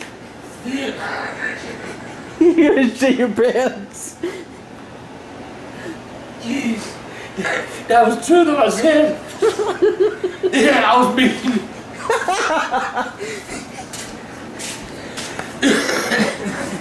Now, you know, you were swinging. Oh, you ain't fucking right.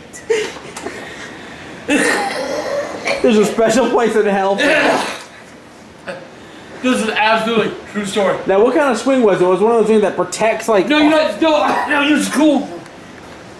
No, I mean, like... I get that. I mean, like... it's one of those swings you can just sit your butt on and that's it, or you get, like, a little kid swing where you sit them inside it. Sit your butt. But you got it like this, see? Shut up. So we had to push her. How old was this bitch? She was 14. Oh my God. What a hard life she lived. Well, she was born without legs. Anyway. So, I get tired of swinging her, you know, so I said, look, let me push you a little more. So I push her around the fucking park. Come to the monkey bars. She said, I like the monkey bars. I said, I'm ready to go home. I said, you know, I wasn't gonna get none. So I was ready to go home. So I said, look here, let me put you over these monkey bars. You see if you can scoot your way to the top. I guess she had to scoot. So anyway, I hang her in the damn monkey bars, right? And by that time she started cussing me, saying, this is the worst date I've ever been on. I'm thinking, bitch, you ain't by yourself. And she decided, you know, fuck you. So I got her hanging in the fucking monkey bars, right? And she done called me a son of a bitch. I said, fuck you. I took her goddamn wheelchair and went home. You took her wheelchair? Went home. So you left her hanging? Left her hanging. She was like about 6 feet up, you know? If she'd let go, she'd hit 2 other bars. So I knew that wasn't going to happen. So I took a wheelchair. I got to the edge of the park. I'd leave her wheelchair at the edge of the park and I'd go home. Fuck her. Left her hanging. First time I've ever left a woman hanging. But anyway, that was my date. I gotta go. Goodbye. What are you doing? Eating goddamn pork skin. So are you gonna eat that pork skin? Because it's sitting right beside a big pile of tobacco. So what?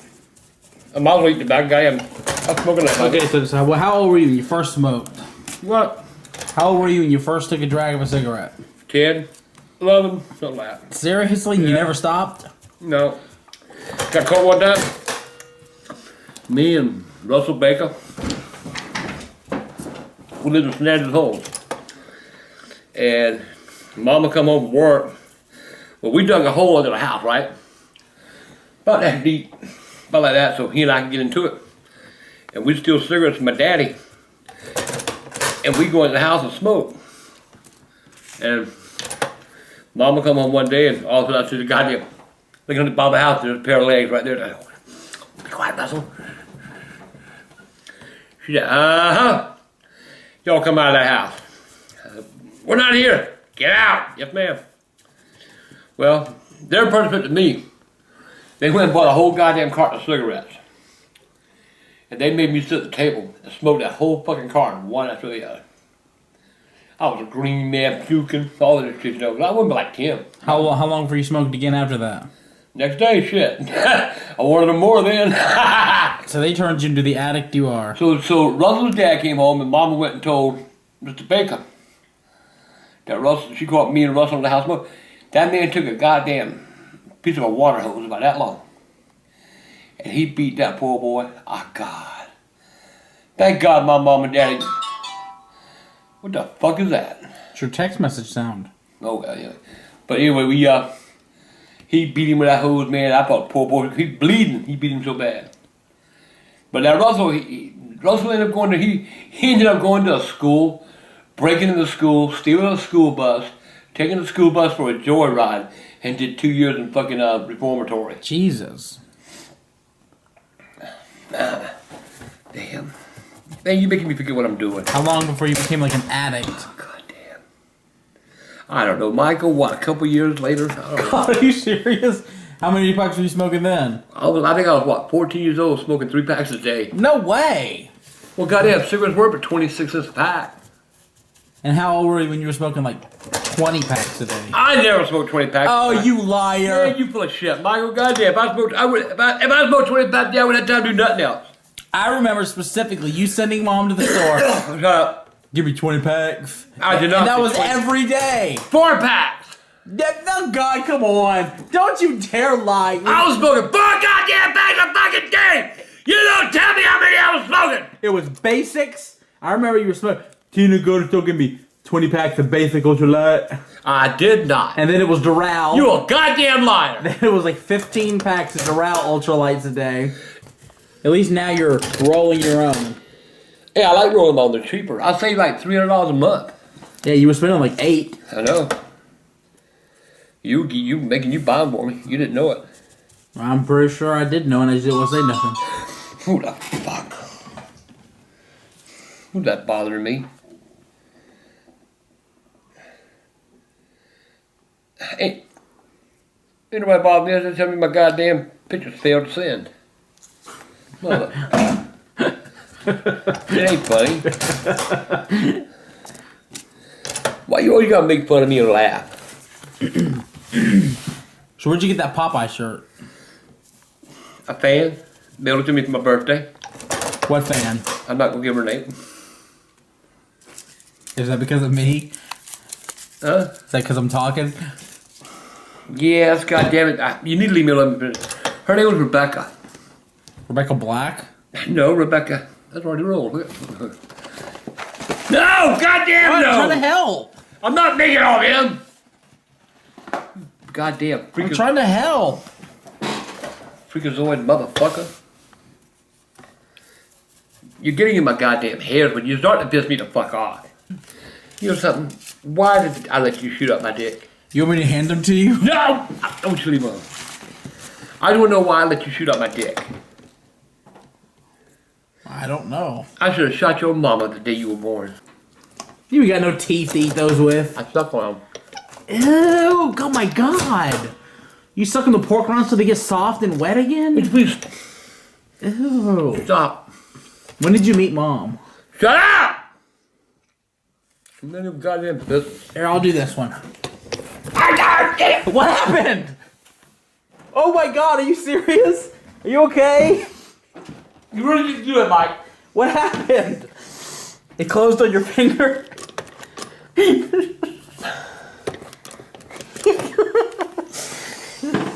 Let me see your finger.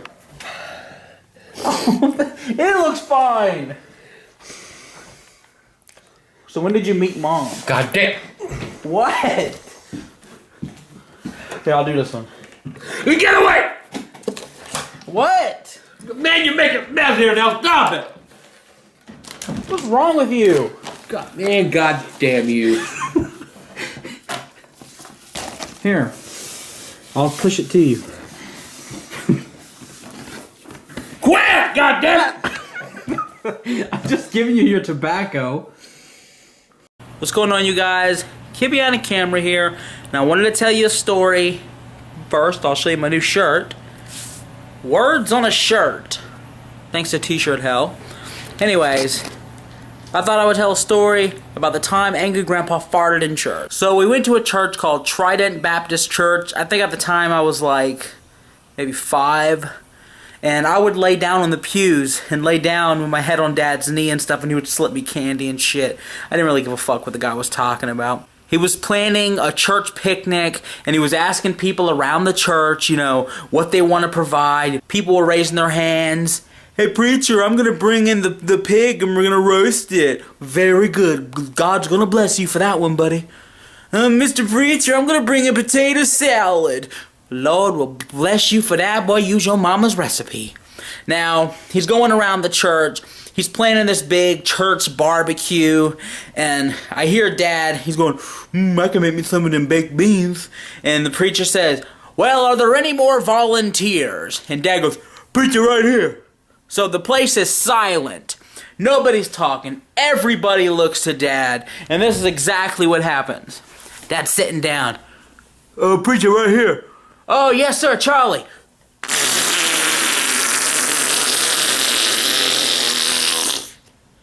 That long, that loud, and the smell was horrible. Mind you, I'm laying down now on the bench, so his ass is in my face. It's like I can feel the fucking wind. The entire church heard this. It was silent, and everybody just burst into laughter. People are on the floor fucking laughing. My brother's on the floor. Oh my God! Preacher's on the podium. Charlie. All of a sudden, our section of benches, people just start piling away from him. There's just this big fucking gap, and everybody's just going, oh my God. People are pointing and laughing at Dad. And Dad's just going, excuse me. So Dad goes to the bathroom. Meanwhile, everybody else is going, oh my God. I heard it. It was loud. It was vicious. It was devil-like. Nobody wanted Dad farting in church. He farted in church. Everybody heard it. And they did not let him forget it until he split from that fucking place. Hey, Pastor Haynes, fuck you. Sorry. Personal feelings to that motherfucker. Fuck Trident Baptist Church. You know, back in the 70s, I used to prank a lot of people, you know? And one of our biggest thing was, we would take a bag, we'd go down, we'd get the dogs in the neighborhood, we'd dig their shit, you know, put them in bags. Ooh, Grandma Green told me the story. And, shut up. And I would light these bags, man, on the front door, ring the doorbell, run like a motherfucker. Some bitch come to the door, see that flaming bag of shit? Try to stomp it out, you know? Shit all over his foot, shoe, whatever the fuck he was wearing. So one night, me and a couple of buddies, man, we lighting bags of shit and put them on doorsteps, you know, and And we let one boy, we started running. Well, we got about halfway down the street, and all of a sudden this man stopped us. Hey boys, stop a minute. And this old motherfucker, about 50 years old, done come up to us. He said, I saw what y'all did. He said, y'all lit that bag, and them poor people had to come out there and stomp that. You know, y'all boys are wrong. I tell you now, you go home, or I'm gonna tell your daddies. I said, man, fuck you. Yeah, I ran off, man. We got some more bags of shit, and we lit them, you know. Where are you getting all this shit from? Well, we spent about a week collecting it all the dogs in the neighborhood. God, where are you storing it at? At a friend of mine's house. His house stunk anyway. But anyway, so we got through for the night, you know, and I went home, and I was sitting there, and Mama said, well, how was your Halloween? I said, Mom, it was a lot of fun. Me and the guys just walked around the neighborhood, talked to other women, you know. Other women. We talked to women. Anyway, damn doorbell rang. And here's my daddy, he in a wheelchair, and he was sitting in his room watching TV, so Mama went to the door. Mom opened the door, and there was a bag of shit burning on the motherfucking thing. God damn, Mama got out there and she's stomping that shit. And I said, oh, goddamn, hell nah. You were some sick end. I thought one of my friends did it. I was about to ask, was it one of your friends? No, it wasn't one of my friends anyway. So Mama done stomped out and got shit all over her nightgown and stuff. You know, she was mad anyway. So the next day I'm at the store and I see that 50-year-old motherfucker. He getting him a drink out the damn drink box. He laughing. Ha ha ha ha ha. I said, what are you laughing at? He said, how'd you enjoy your bag of shit on the door, motherfucker? I said, you crazy old motherfucker. He said, I told you Payday was a bitch. Ah ha ha ha ha ha. You son of a bitch. My mama had to stomp that shit out. He said, yeah, she did. But somebody else's mama had to stamp out your shit. 2 years later, the motherfucker died of a heart attack. Fuck you, you damn shit, door-stepping button motherfucker. Fuck you. Burn in hell. Making my mama step on your shit. Man, here, take this motherfucker. You think it was human shit? And his was human shit. You got that on me? Yes, I'm holding it. Is it on? I don't want to film this shit. Is it on? Yes. I know you don't want to film it, but This is family turmoil. I don't give a damn. It's got to come out. I got an inbox from my daughter. If you say anything negative about her, I'm turning the camera off. I'll be goddamn. I'll just get my camera then. I know how to put it up. Anyway. I mean, don't say call her. Shut up! All right. Anyway, my daughter was jumping on my ass, saying that I care more about y'all than I do my own children. That ain't true to start with. I do care a lot about y'all. Y'all know that because I do talk to y'all. But some of y'all have problems. You know, some of you ain't got a life. And you talk to me about it, and I try to help you. Why don't you talk to my goddamn daughter and then for all the damn time? One thing she brought up. You got that on me? Sure. Yes, it's on you.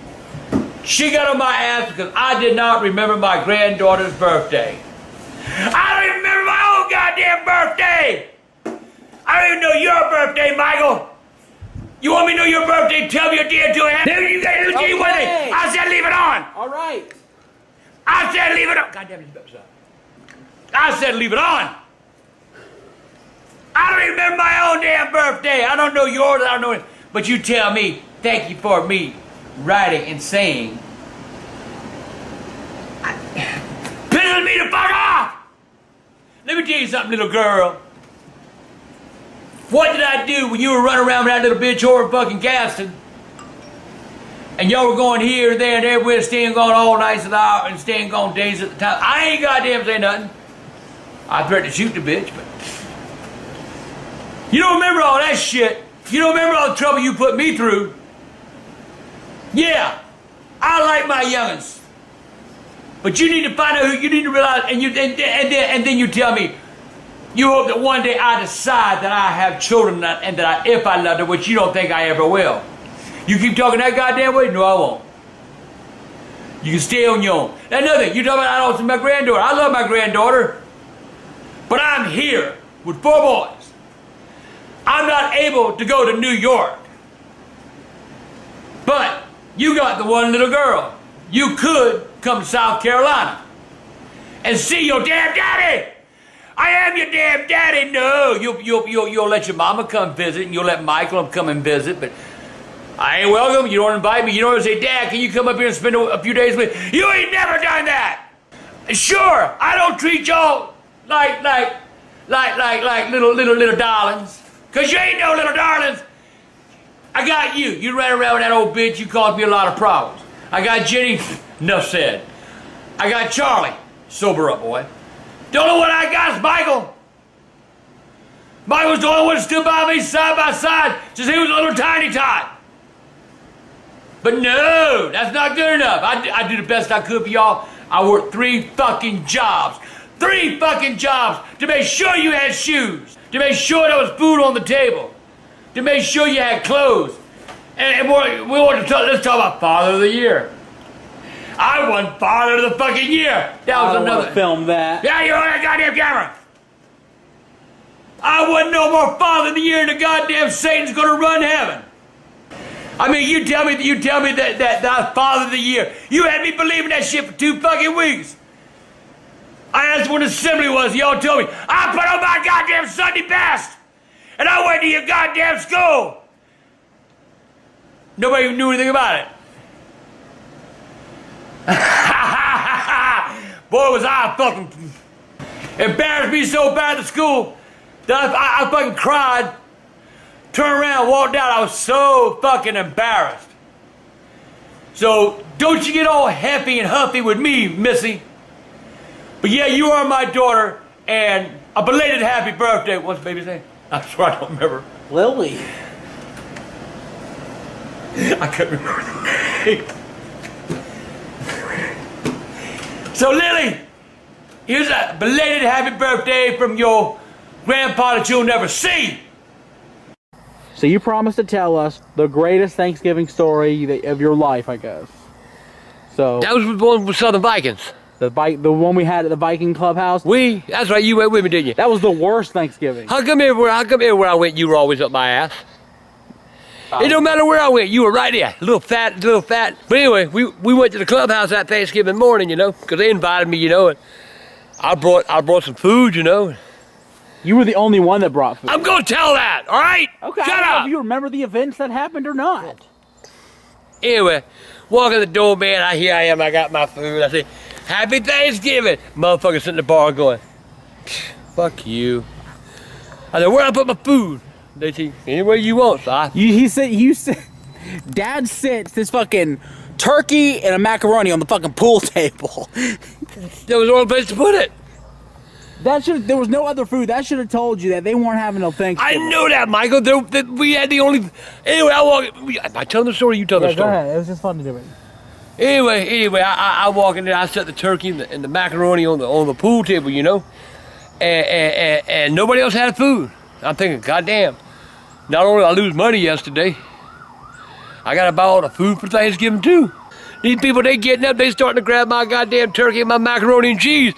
There ain't nothing else to eat. At least somebody could have brought some goddamn cranberry. But anyway, Caesar walked in. He looked around. He said, wait a motherfucking minute. Pa's a visitor. Why is he the only one bringing in any goddamn food? You all cook food. Next thing I know, man, they were bringing food out the goddamn. I think what they were going to do was eat my food, get me the fuck out there, and then bring their food out and eat it. That's what they were going to do. Caesar took care of me there, too. I love Caesar, man. He's my buddy. So how is this the best Thanksgiving ever? I don't get Would it. you just shut up and let me talk? I thought it was over. No, it ain't over. So anyway, we sitting there, and done got Is this where the motherfucker tried to stab another dude with a wishbone? Yeah. Oh, you gotta tell this. When I put the turkey there, now I had the only turkey there. Man, they started fighting over the goddamn motherfucking turkey legs. Remind me of them goddamn remember them old King Arthur days? And throw the bones there. They were doing that shit, man. I remember somebody breaking a pool stick and threatening somebody with it. Yeah, I heard about that. How is this the best Thanksgiving ever? It sounds dangerous. Because it was fun, man. I was drunk. They were making homemade Kahlua. And I was making a bunch of White Russians, you know? Yeah, you had a whole pitcher of White Russian. Yes, sir, boy. I got drunk on my motherfucking ass. After that, I don't remember a goddamn thing. I remember everybody fighting and screaming, and I remember the pool stick thing happening. I remember someone pulled out a gun. You remember a lot more than me, then. Well, I don't drink. So I'm drunk. I was sober for the whole thing. I was so motherfucking drunk, man. I don't know what the fuck is going on. You trying to burn my house down? Anyway, oh my God.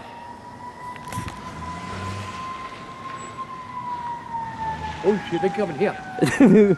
They might see us recording and think that we're... But anyway, man. They ain't stopping, are they, boo? Yes. I didn't get hurt. Tell them to go the fuck on. What the fuck? How you doing? Huh? Are they coming to us? Yeah, they saw us. I thought we were goddamn. That's a scary motherfucker. It's a goddamn ambulance drive the motherfucking yard. We didn't weed them motherfuckers down. Get the fuck out of my yard. What was I at? I was talking about something. You, at this point, you don't remember anything else because you were freaking drinking White Russians by the pitcher. Drinking? I was thinking about it. I was drunk. So, I remember when I threw up. our real Thanksgiving comes, and Dad's ass didn't finish none of the food because he was pissed drunk and he went to sleep in his room. What's wrong with that? Well, Thanksgiving... Is that when I cut my fucking hand and goddamn No, that blew was it? a couple years before. So, Grandpa gets annihilated, passes out, and we have a quiet little Thanksgiving. For one, it was actually a good Thanksgiving because we didn't have Dad and people... Didn't I pick up that woman down at the clubhouse? What? Didn't I pick up a woman at the clubhouse? No. That's a long-haired guy. Wait, Oh God, I'm in trouble. I hear a bunch of big vehicles everywhere. I'm hot. I'm hot. Ambulance now? Fire truck. This goddamn fire truck. I don't know. So somebody's house must be burned down and somebody waiting on an ambulance. Beats the fuck out of me. The fuck? What's going on over there? What happened? Follow this where we're headed. All right, let us know what happened. That's where we're They headed. going to your house, boy. You better run. Run, Forrest. Run. You know, now that we've heard what you think your favorite Thanksgiving is, which I can't see how, it was nothing but violence and It was fun. drunken, disorderly conduct. Now that we've heard your best Thanksgiving, what would you consider to be your worst Thanksgiving? Oh, that's without a doubt, man. We were in September. I said I wanted to work the Sally Chitlin strut. Oh, okay. I wanted to sell a bunch of stuff, you know, bells and rebel stuff and flags and. It's amazing how such a good day could turn so horrible in an instant. I mean, we went out there the day before Thanksgiving, and we set up the tents. We had everything all set up, you know, and so the next morning we can get our butts back up there and get ready to open, right? For all these people. The Sally Chitlin strut is like the biggest festival in South Carolina. Well, my mom was in the hospital because she had problems with her butt. And she was kind of delusional a little bit, you know, but I figured I'd go ahead. I didn't pay for this thing. It cost me over $200 to sign to sell there. So I had to do it. So that Thanksgiving morning, we got up, took off the motherfucking Sally. Set up real good, you know, we were selling everything. And I mean, the best day we've ever had selling in our lives. I mean, I sold like 40 bells, 50, 60 flags. You had these like little weasel balls set up in a cage. Little weasel balls, yeah, you put them out, they had a little weasel tail and a ball. And you turn the ball on, the ball just go all over the place. Well, I put 2 of them and I put them in a cat cage. About like this with the wire. And I let them play. Man, then people going crazy over that motherfucking shit. I think I paid $2 a piece for them, and I was selling them for 15. And laser light. And laser, oh my God, yeah, laser light. Laser lights were bread and butter for a while. Ain't no shit, but that's before. Now you can't sell them because of the goddamn pilots and shit. See this day, we made a couple thousand. We made a couple right? $1,000s that day. I remember. I can usually judge how much we make at a festival by what you let me have. But let me finish the story.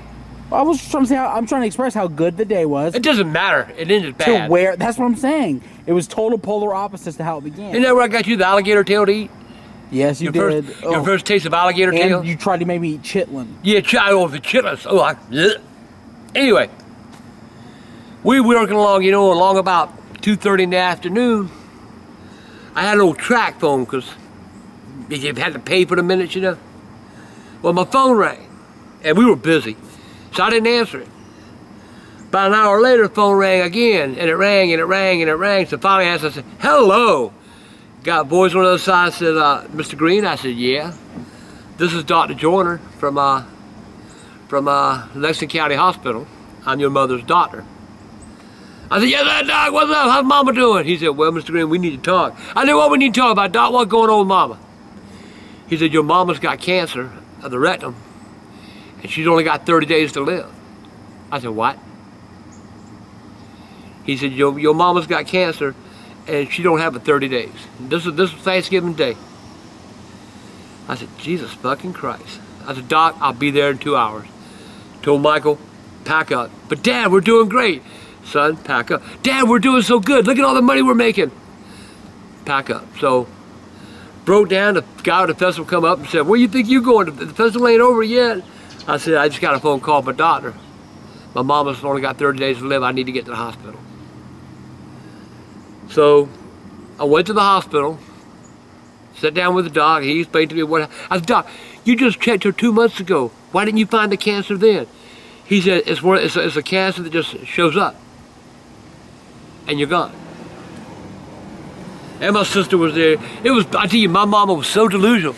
There was a black lady across the hall, and my mom was out of her mind, and my mom telling me, that's the people in her bag. They there to see if she's sick or not. They trying to steal her money. She said, go over there and talk. Go over there and tell them ends to her. And she was using the N-word, right? I said, Mama, don't be saying that around here, And she just wouldn't stop. So finally, I went to the door and I looked at the gentleman. He was standing at the door, and he gave me kind of a dirty look. I said, look here, man. My mom was using the wrong word. I want to apologize. He said, mister. He said, I understand. He said, got one just like you right here. His grandfather was there. He was dying of cancer too, but not like cancer, but he was still dying of cancer too. He said, we understand. So they looked at me and they said, that same Thanksgiving Day, they said, well, now what do you want to do with your mama, Mr. Green? I said, what do you mean what I want to do with my mama? Well, we can put her in a nursing home and she can die there with hospice, or we can leave her here. I said, no, my mama coming home. They said, no, Mr. Green, you're not taking your mama home. I said, my mama going home. My mama always said when she died, she wanted to die in her bed.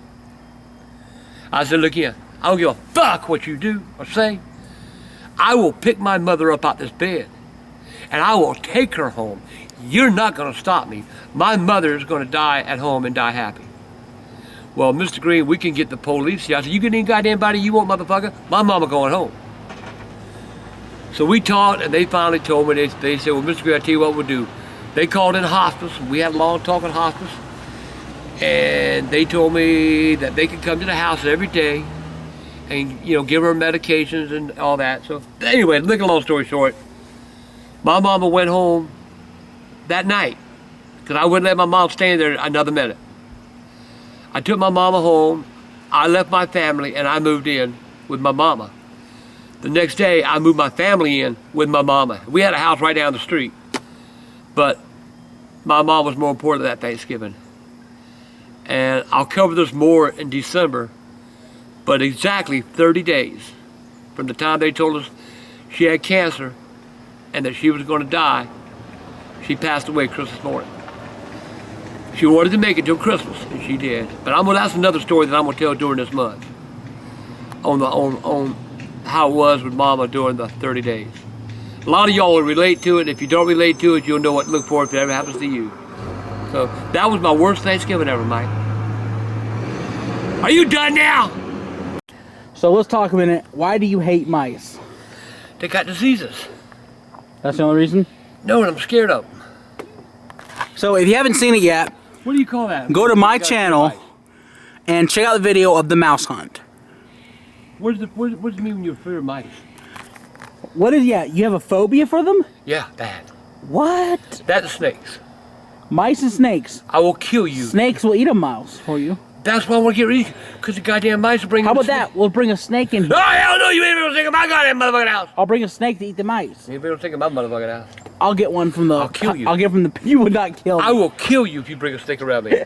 Literally. Literally, I will take a goddamn knife and stab you in the fucking heart if you bring a motherfucking snake motherfucking around me. Do you motherfucking understand? When did your fears begin for snakes and mice? That's when I shot that fella. What? I never told you that story? No. Oh, when I shot the fella, brought the snake over the railroad track. What? That's another story. What? I gotta hear this. What are you talking about? I was about 21, and I was working at a place that had this wrecking yard, and there was a railroad track. This dude from the work with me at the damn thing, hey, look what I found. He found a black snake, and he was dragging it behind him. And I told him, motherfucker, don't bring that snake over here. He said, oh, ain't nothing but a black snake. I said, I'll tell you that, motherfucker, you bring that snake any closer to me, I'm gonna get my gun out my car and I'm gonna shoot you. The motherfucker wouldn't. He laughed, ha, ha, ha, ha, ha. I got my 22 out and I shot him in the fucking leg. What? End of story. They call the police? End of story. Wait, did you call? End of story. So that's how it. End of story. Should we put this online? End of story. Should I put this on the internet? I didn't kill him.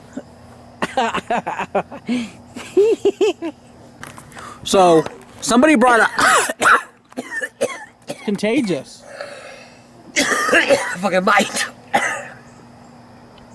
One on the rail behind you. Is it that bad for you? It's that bad. Don't do it. Well, I feel a mouse prank coming this month. I think you get hurt. Which one you want, mouse or snake? You'll get hurt either way. Well, one of them's happening. You're gonna get hurt. I'm gonna bring a snake in here for real. And you're gonna get hurt. Straight up. I wouldn't do it. I'm telling you right now. I wouldn't do it. You will get hurt. You bring a mouse or a snake around me, you will get hurt. I don't give a fuck if you're my son. I wouldn't give you a God Almighty. You'll get hurt. You would kill God. If he brought a snake or a spider or a mouse around me, yes. Jesus. I'm telling you now, don't ever fucking try to scare me. Wait, what are your legs up for? I'm not taking a chance of one running up my pants leg. Oh my God. Hey, do you remember we had rats? Oh my God, yeah, I moved. That's why we moved. That's a vlog I'm telling tomorrow. That's why we moved. Tomorrow, watch as I tell the vlog of the time. That's why we moved? Yeah. We had rats. No, we moved because when I woke up and I seen that goddamn rat staring me in the eyes at 3 o'clock in the morning on the goddamn counter, I figured he wanted the house more than I did. This is a vlog I'm telling tomorrow. The time the rats took over. And they did. Do you want something for your feet? Fucking Willard. Do you want something? Here. I don't need that. I'm fine. You just gonna sit with your legs propped up? Ain't going to hit the ground. Ah! Oh God! So we lived at a house in Somerville. What was that? Longleaf? Yeah, that was Sangaree. Sangaree in Somerville, Longleaf Road. We had this house, and all of a sudden, we started hearing in the roof, it was like, it sounded like squirrels were fighting in the roof. And one day, I remember I was sitting on the computer. It was about 3 o'clock in the morning. Dad had this, like, computer. It was, like, this fucking big. It was a goddamn freaking 60-inch computer monitor. And I was sitting on it, and next thing you know, I heard. I look over. Across the room, I see the blinds. They were going, just shaking. And next thing you know, I saw a fucking rat. How big would you say that rat was, Dad?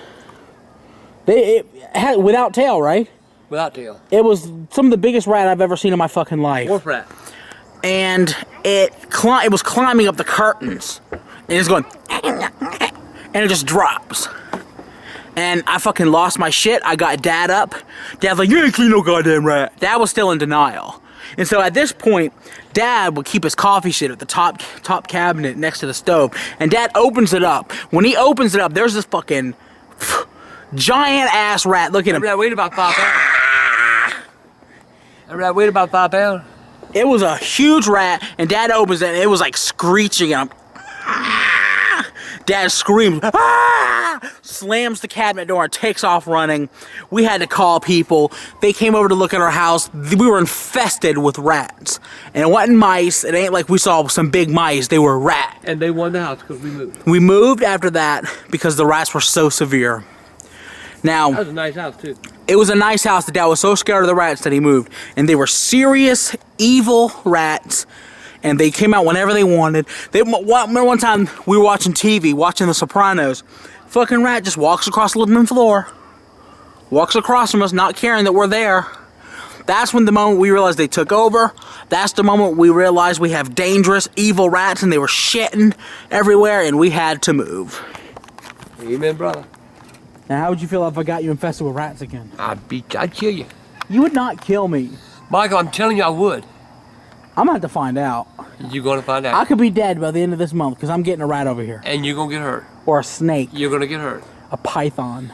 You're gonna get hurt. What if I bring a ball python? You're gonna get hurt. I wouldn't do The this. snake's gonna be dead and you're gonna be right behind it.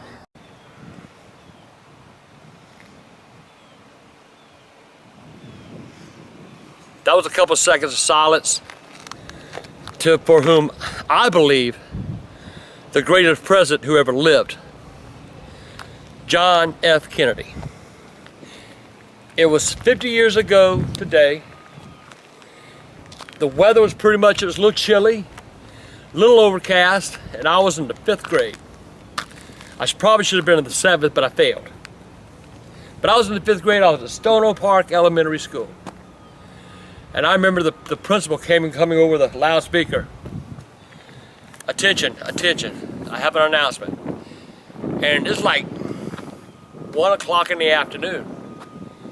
And I remember, shit, no math test. President John F. Kennedy was assassinated today. He was shot and killed in Texas. Being young, you know, I really didn't know too much. So I was like the other kids in the class, yay, no school, you know. I remember getting on the bus and I remember the bus driver crying.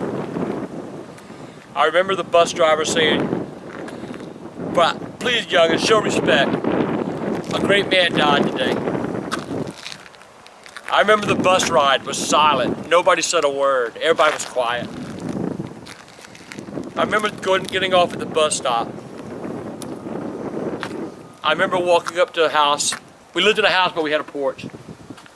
I remember walking up to the porch. My mother was sitting on the porch.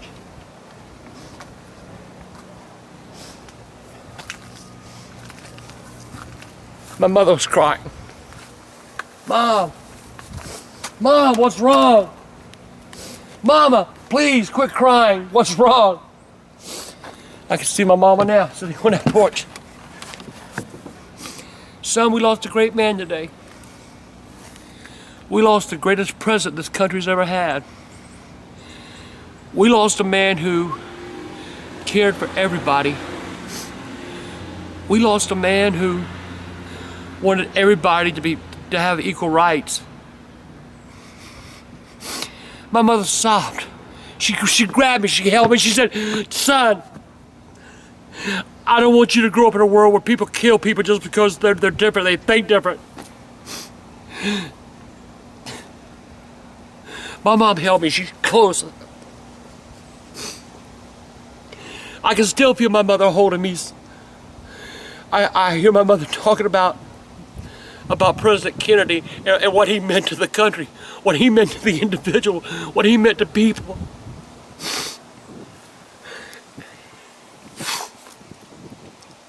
I remember the TV. We didn't have 24-hour stations, but for those 3 days, that Friday, Saturday, and Sunday, there was 24 hours, nothing but John Kennedy. I remember the Lee Harvey Oswald when they found him. I remember when they arrested him and they put him in, and it was like, the man who shot the president of the United States has been captured. I remember thinking to myself, he needs to die. I remember that Sunday when Jack Ruby, they even showed him talking to some of the reporters. And when Jack Ruby took his gun, when they brought Lee Harvey Oswald out to transfer him, I remember seeing Jack Ruby shooting Lee Harvey Oswald, and I remember, good, die! My mother, my father, crying, because it ended a part of me. It ended a part of them. It ended a part of you. If it 50 years ago, November the 22nd, 1963, is a day we'll never forget. I remember seeing the funeral, the procession. I remember them going to the cemetery. I remember them lighting the eternal flame, and that flame is never out. I swear to God, that was the greatest man that ever lived. You people get the way y'all do. Y'all don't. You young ones, you need to go look at your history books and read about Jack Kennedy, because he was the greatest president that ever lived. He was a family man. True, he had a problem with women. But name me one man that doesn't have a problem of some kind. I still see my mother on the porch. I still see her crying. I see her holding me. I see the Kennedys consoling Jacqueline. Mr. President, 50 years later, I still know where I was, what I was doing, and I remember what happened. God bless you, Mr. President. I know you're looking down on this country now, smiling. Goodbye, Mr. President. That's all I got.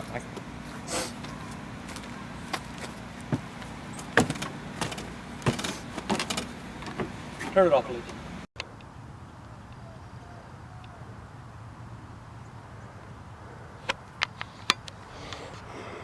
Grandpa here. You know, when I did that vlog about Kennedy, it brought back a lot of memories for me. 54 years ago today, my dad got into a car wreck. 54 years ago today, my life changed forever.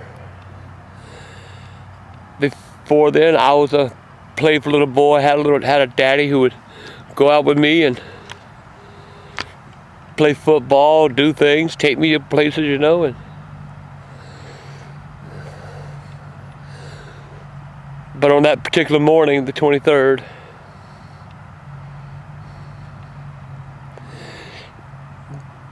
my daddy was out that night. He'd been drinking. He tried to take me with him. Mama told him no, I had to stay home. He decided he was going to go visit his mama in North Carolina.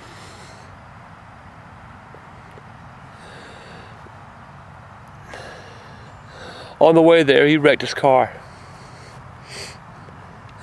Mama was mad because he left and went like that. She packed us up. We went to my grandmother's in Older, South Carolina.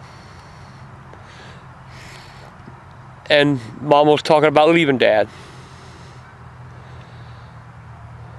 That Saturday, Mama knew something was wrong. She didn't know what. The phone call came to my grandma's house. It was the South Carolina Highway Patrol. Mrs. Green, you need to get back to Charleston. Your husband has been in an accident, and he's in the medical university. Mama packed us up. My grandma says, "You're not going by yourself, honey. I'm going too." So we all got in the car, and Mama took off to Charleston.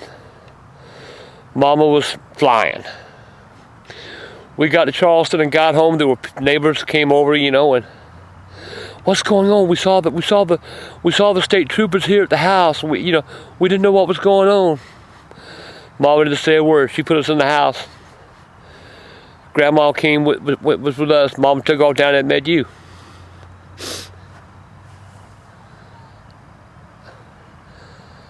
Didn't see Mama for 2 weeks, but Mama would call.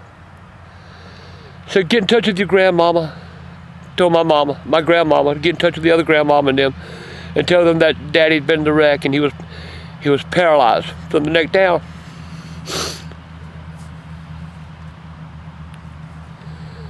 I didn't see my dad for 8, 9 weeks. I was a little fella, you know, 8, 9 years old. So we got a chance. You can bring him up because we don't know how much longer he's got because they didn't expect Dad to live.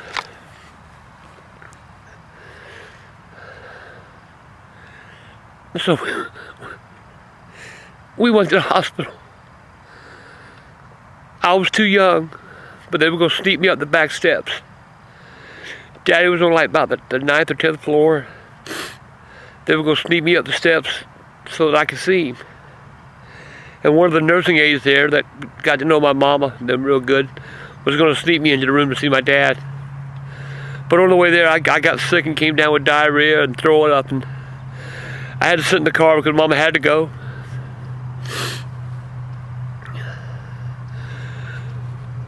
It was bad. I mean, there was my dad and Mama. Back to Mama. Mama would go to the hospital and stay all night long. And then during the day, she would go to work. Well, this went on for months and months and months. And they had Daddy on a striker frame. And finally, they would just let me go up, you know, because Daddy'd been there for so long. He was on a striker frame. And there he was in a striker frame. Had some tongs in his head, but tied to a rope and a bunch of weights down. And he was in the striker frame where they had to turn him every so often. And they, when I usually go up there, he'd be facing down, and I'd get on the floor. I'd crawl under the striker frame and talk to my dad. He didn't hear me. He didn't know I was in the world right then. But I knew he heard me. My dad was paralyzed from the neck down. He couldn't move his arms. He could swing his arms, but he couldn't move his hands. He couldn't move his legs. Finally, one day, the hospital got in touch with my mom. They said, "Ms. Green, we have to do something here. The insurance is cut off. There's nobody paying this bill now. Either you make arrangements to pay the bill, or we got to put him out." My mother went to a senator we had called Senator Fritz Hollings. I was a little boy. She carried me with her, and he looked at her and he said, "Miss Green, you're a young woman. Start over.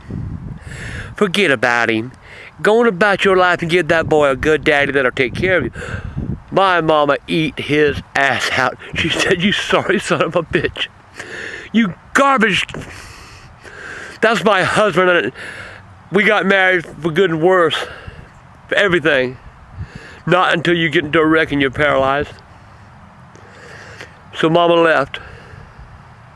Somebody got her in touch with Mendel Rivers. He was our congressman. Mama went to see Mendel Rivers. Mendel Rivers got all the information he had to have. He told us he'd get this man in a VA hospital. Get him there today. They said, "Well, this protocol, Congressman Rivers." Congressman Rivers said, Screw the protocol. I want this man in a VA hospital, and I want him there by 6 o'clock tonight." That night, Daddy was in the VA hospital. And,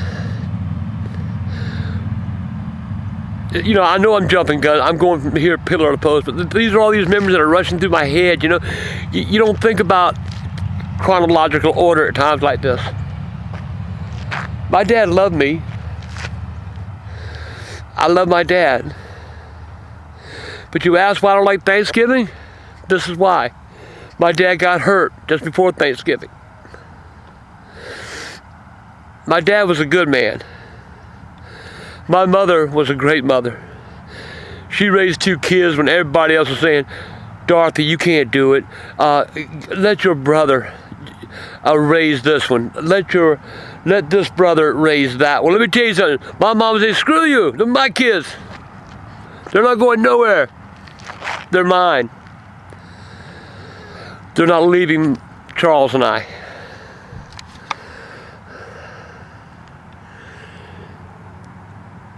Christmas, my mama was, that first Christmas, we had nothing. We had no tree, no nothing. Mama was working for GEX, which is a government exchange a store.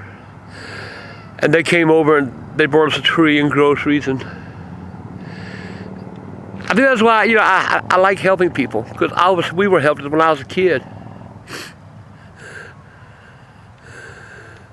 It's just, it's impossible to say everything that I want to say. You never know what's going to happen to you in life. You never know.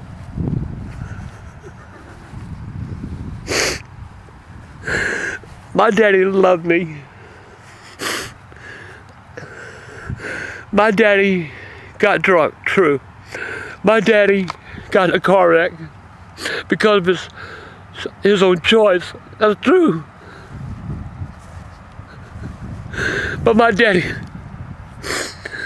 spent almost 40 years looking up, asking for forgiveness. If that man wasn't forgiven, then I don't know who could be.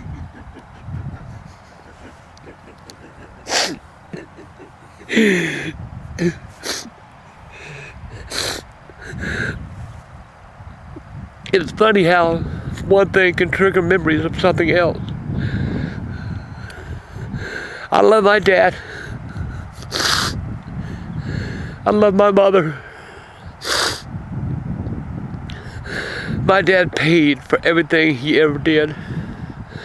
For 30-something years, he paid, and he paid, and he paid, and he paid. I'm telling you, youngins, if y'all drink, if you do, don't get behind a wheel. My life was changed forever. I don't want your life changed forever.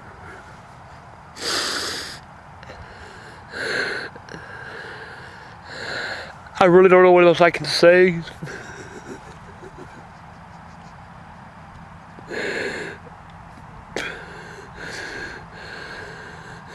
Over 50 years ago today, Charles Green had a wreck.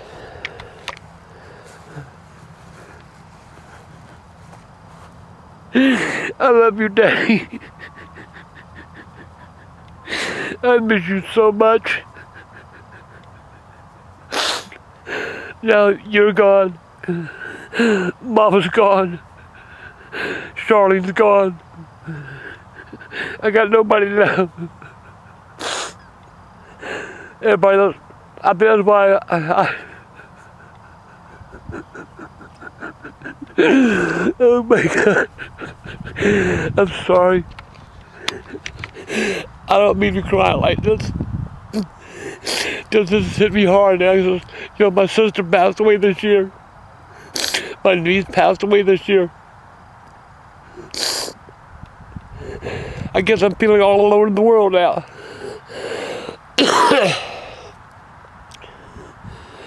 54 years ago today, my life was changed forever. And I remember today, like it was yesterday. A strong woman raising 2 kids, taking care of an invalid husband.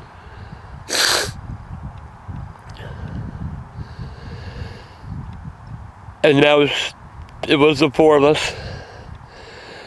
Now it's just the one. I don't know if Michael's going to put this up or not. But I hope it helps somebody, because if you're out there and you're hurting over family tragedies like this, you're not alone. You're not alone. There's a lot of us in the same boat, and we all got a paddle.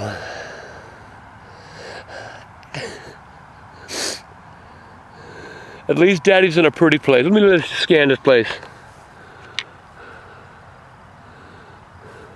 It's a beautiful place.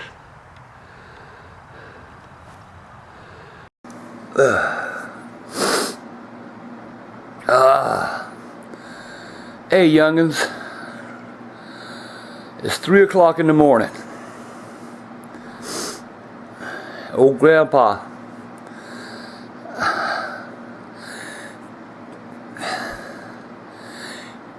You ever just have something just pop in your head? Y'all gotta bear with me, man. I just woke up.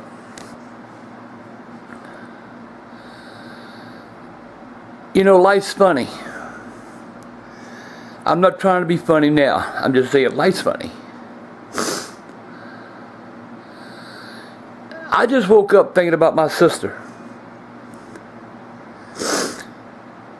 You know, my sister's in the hospital. They've got her on, but they got on some equipment, you know, that's cleaning out her, filtering stuff, and I don't know, I ain't no doctor. But I woke up thinking, that's the only sister I got in this world. My sister and I, we've never really seen eye to eye on a lot of stuff. And we've had some buttes and some arguments. I didn't even put my teeth in. Anyway, we've had some buttes of arguments. She and I fought over a lot of stuff. But I love my sister. Let's get that straight right now. I will fight you over my sister. My sister's the only person I got left in this world. I realize I've got youngins. I've got children.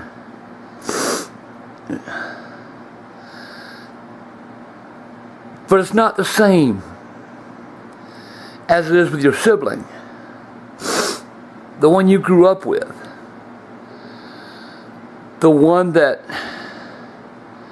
when you were little, used to share rooms together with, you know, because you lived in a little old 2-bedroom house in St. Andrews Homes and had to share a room. My sister's in the hospital, and from what I understand, she ain't gonna make it.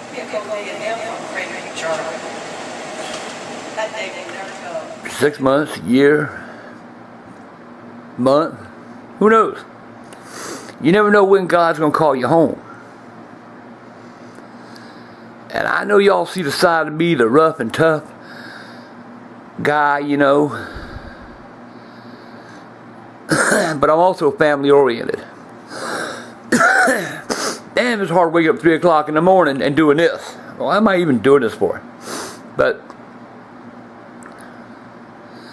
my sister and I had a lot of hard times. We went through poverty when we were little. I remember her first marriage. It wasn't a good marriage. Hell, neither was mine. We had problems. But we were there for each other. When things were really bad. I remember one time, she and I, we lived in St. Andrews Homes. I was like 6 years old, and she was like, what, 9, 10, something like that. And we were going to the circus. And we ain't had no money to go. Mama gave us each $1 a piece to go to the circus. We were going with a friend of my mama's. Charlene went in there and she done took $10 out of Mama's wallet. We went to the circus. Mama got the next morning looking for her $10 and it was gone. And I remember her cutting my ass because she knew I did it, you know, because I did everything, you know. Charlene stood up, no, Mama, I took the $10. Too late then, Mama done kicked my ass. But I remember Mama just couldn't believe Charlene do something like that. I remember my sister was all big in the church. You know, she was in the choir and she taught Sunday school. And church doors open, Charlene was there. Me? Baby. My ass is home playing. I ain't going to church. I ain't never gone to church much. But yeah, church choir goes on a trip during the summer. My sister ride along with them, you know. Good old Miss Masters, a real nice, sweet old lady, used to pay my sister's way to go on those trips. Because we didn't have nothing. My daddy, he got hurt when I was like 10 years old. He was paralyzed from the neck down for 34, 35 years before he died. My sister had to quit school. And because Mama had to work, because Mama had to pay the bills, Mama had to feed us. And my sister quit school and took care of my daddy. And I mean, when I said took care of my daddy, you're talking about a 15, 16-year-old girl having to wash her daddy's ass, give him a bath, 7 days a week. My sister did everything for my daddy. Mama worked, she'd come home and then she'd take over daddy, and Charlene could go out if she wanted to, or whatever, but she didn't. She stayed right there. I remember one time she was in the church. She was in what they call the WMU. And that's still some kind of women's shit. I ain't know, you know. But she was the treasurer. I stole the money. Oh, I stole the money and Mama had to pay it back. Mama cut my ass, took me to the barbershop, shaved my head too. I never done that shit again. Learned my lesson on that. I've been thinking on, dreaming about my sister, thinking about her, you know. I'm gonna miss my sister when she goes. And who knows, hell, she might even outlive me. It's strange how things work. Man, I look bad, man, God. My sister and I went through hard times. And you know something, I'm gonna tell y'all, I'm gonna start telling y'all more about my life. And y'all know me, but y'all don't know me. Y'all know where I am now, but you don't know where I was when I was coming up. I know I tell y'all about the Woodstock stuff and stuff like that, but I don't tell you about my home life. You're going to find out over the next couple months, because between now and Christmas, I'm going to leave a whole story out. Good, bad, like it or not, I don't care. He thinks he's smart, but I got news for him. There's some good people in this world. And you don't have to look far to find them. There's people that want to help you. There's people that want to do things. Give them a chance. There were times that, even in my adult life, if I needed somebody, I could talk to my sister. Things would worry me and bother me, and Mama was busy or something, I could talk to my sister. So yeah, I can honestly truly say that my sister goes, because like I say, she is in the hospital, she's not doing good. I wish her the best, Charlene, I love you. I will miss you. And we'll talk more about that if anything happens. But right now, I hope you're getting better.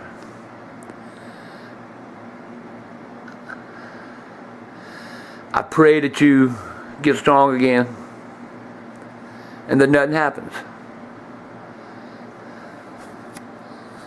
I love you, Charlene. I never told you that. Sure, I mean, I've gone and I love you, sis, and shit like that, but you know something? I've never told you like this. I love you, sis. I love you. Goodbye. People, I will be back. I guess I gotta go because I need to go back to bed. Like I say, that was what? It's almost 3:30 in the morning. I'm tired. I want to go back to bed. But I was thinking about my sister and I had to get it out. And I'm pretty sure Michael's going to throw some inserts in there because y'all seen my sister in videos and y'all liked her because y'all liked the way she handled me. Bye, youngins. I'll see you on the next one.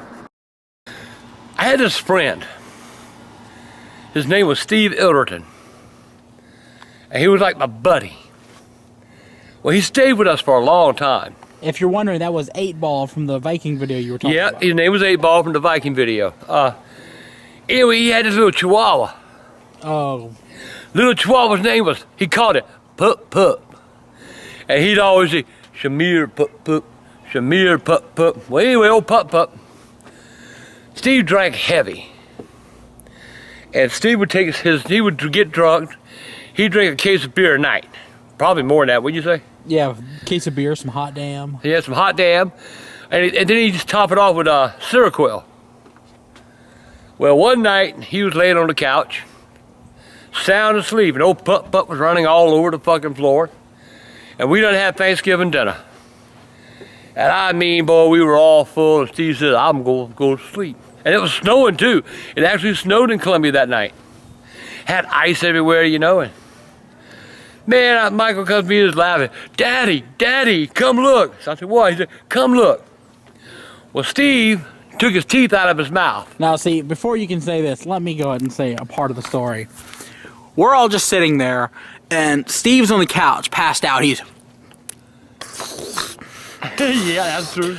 And his teeth were almost hanging. He had false teeth, and his teeth were like hanging out of his mouth. And then finally, and the teeth fall to the floor.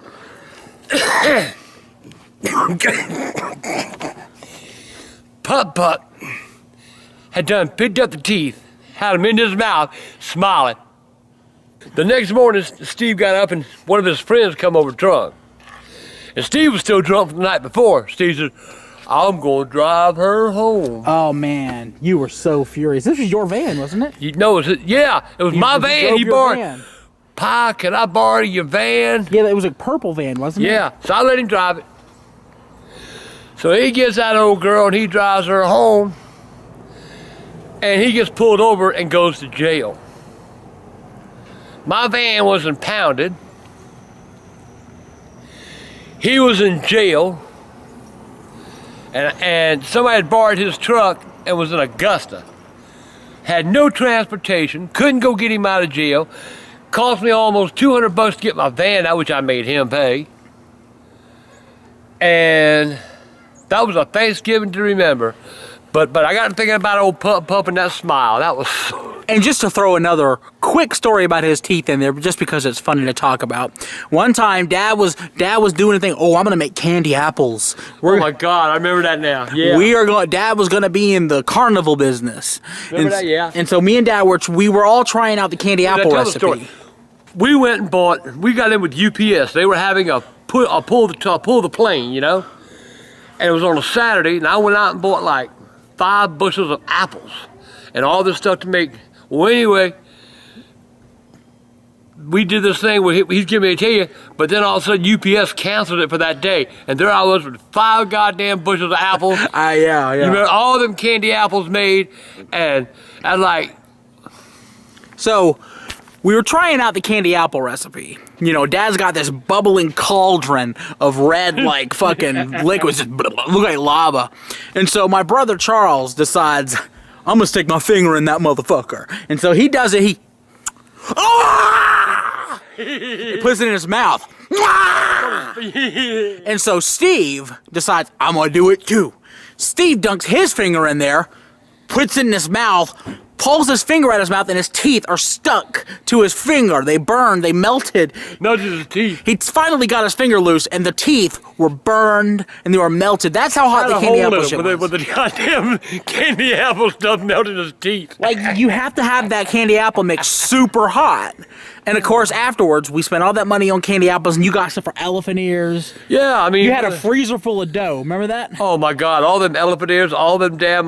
We were making homemade elephant ears and pizzas with that dough for like 4 months. No lie. But anyway, I had to tell y'all that story about Steve and the dog and the teeth. Bye, youngins. Hey, fat ass. Hey, you fat piece of shit. Hey, how tall are you, man? My God, man, I didn't know they stacked fat shit that high. Oh, there's Charlie Green the Butterbean, the fattest thing I'd ever seen.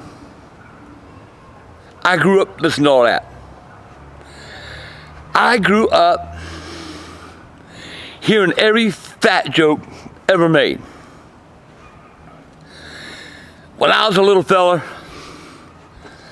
I'd go run to my mom and my daddy. Why are they picking on me? Why they call me names?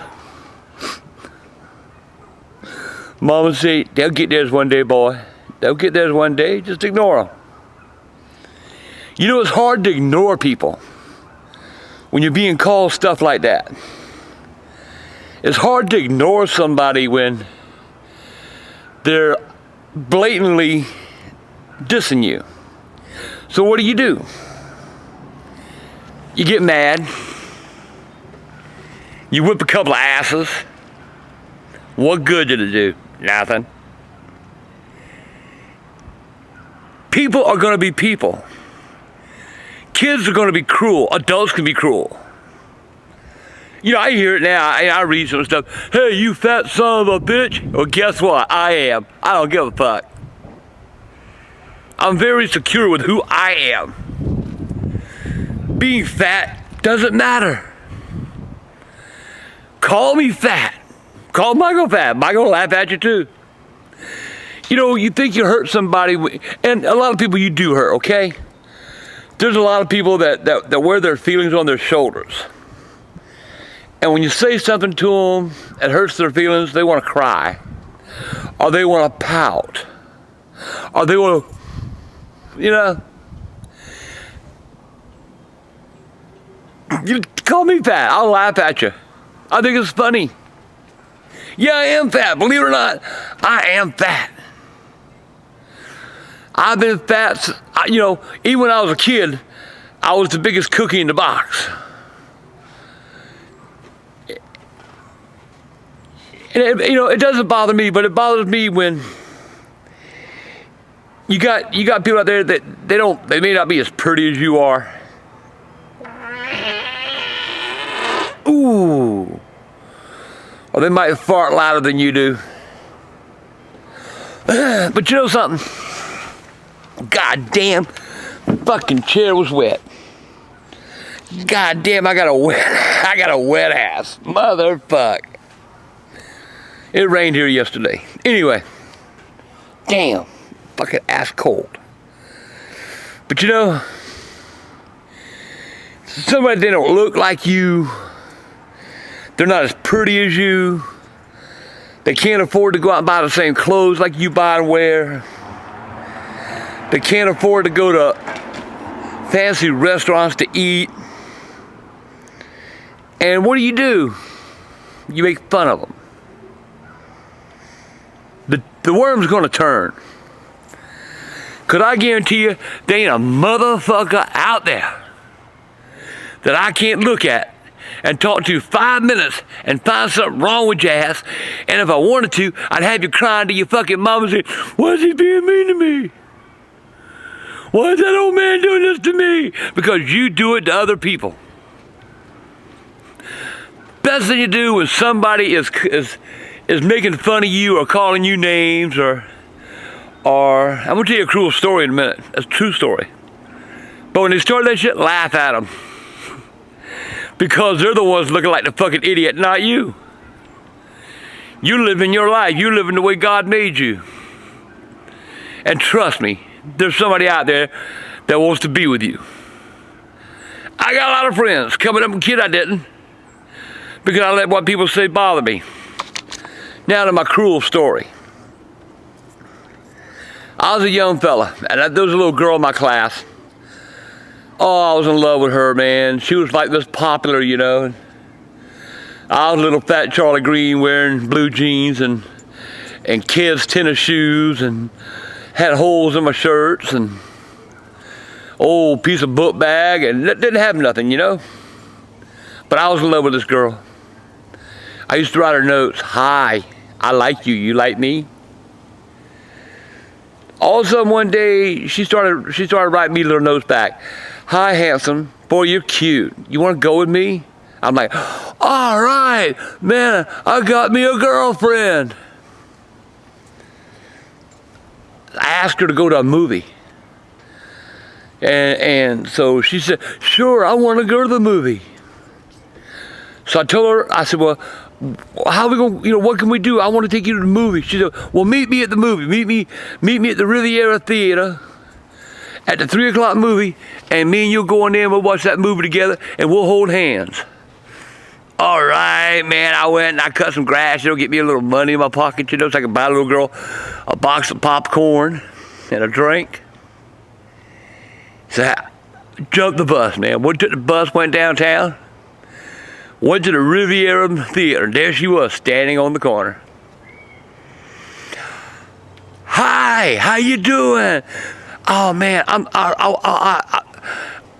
care about you so much. And she started talking love talk, see? And where she was standing was like around this corner, see? And I was standing back on the side of here, and she was like, well, tell me, how much do you like me? I said, oh God, I love you so much. I want you to be my girlfriend.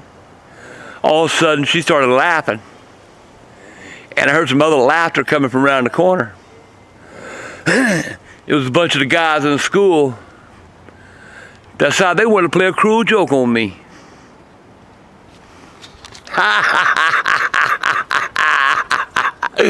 Oh man, I was so embarrassed. I went and jumped my fat ass bus.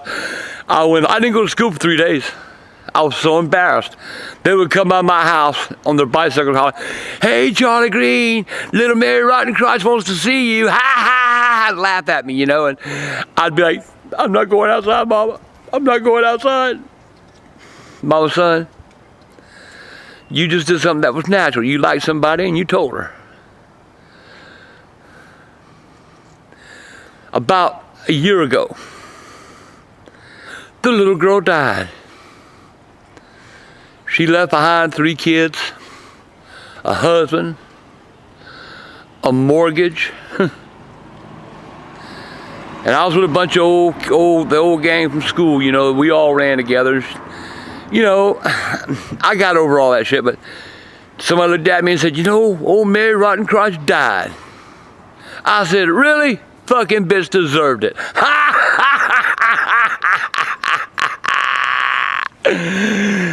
You know, you just,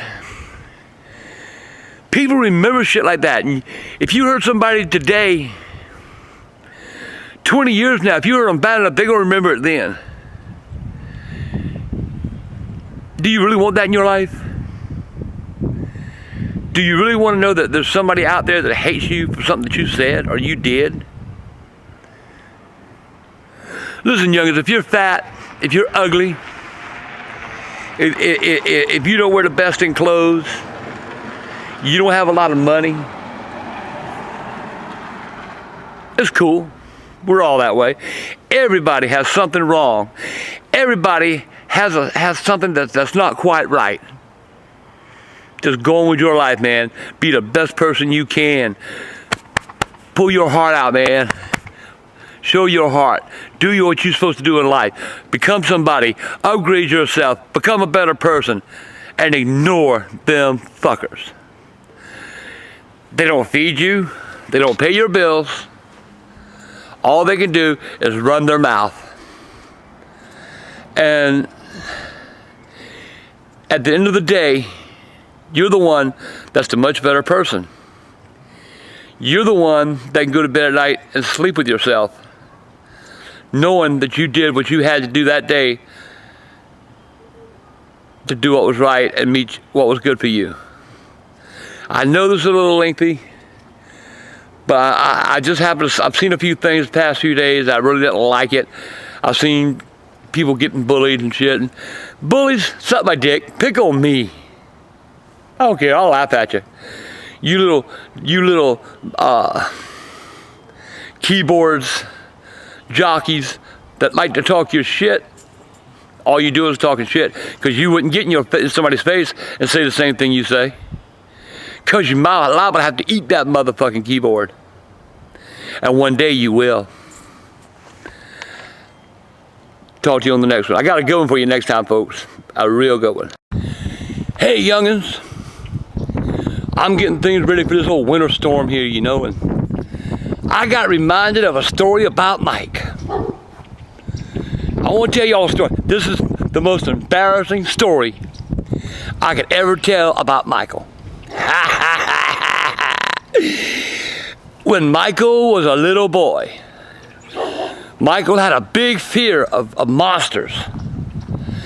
He was always afraid monsters, because I used to tell him rats come out the toilet, come out the bottom of the toilet, and grab your ass and shit, And I told him one day that Freddy Krueger would stick his hand up the toilet, and you'd be sitting on the toilet, he'd grab your balls and pull you down through the toilet. Michael got so scared that whenever Michael went to the bathroom,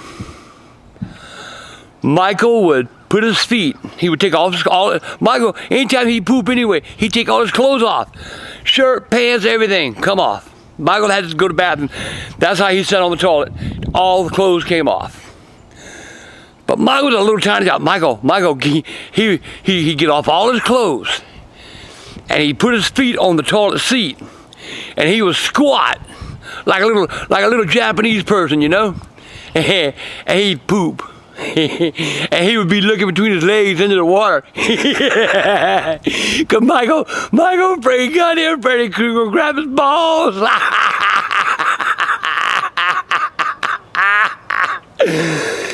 Michael, I hope that embarrassed you. Michael used to be naked, sitting on the toilet with his feet on it, squatting. Michael's a squatter. Hey, squatter. Pickleboy's a squatter. Oh, Pickleboy. You made me proud, boy. You were so afraid Freddy Krueger would grab your balls and cut them off with that hand of his.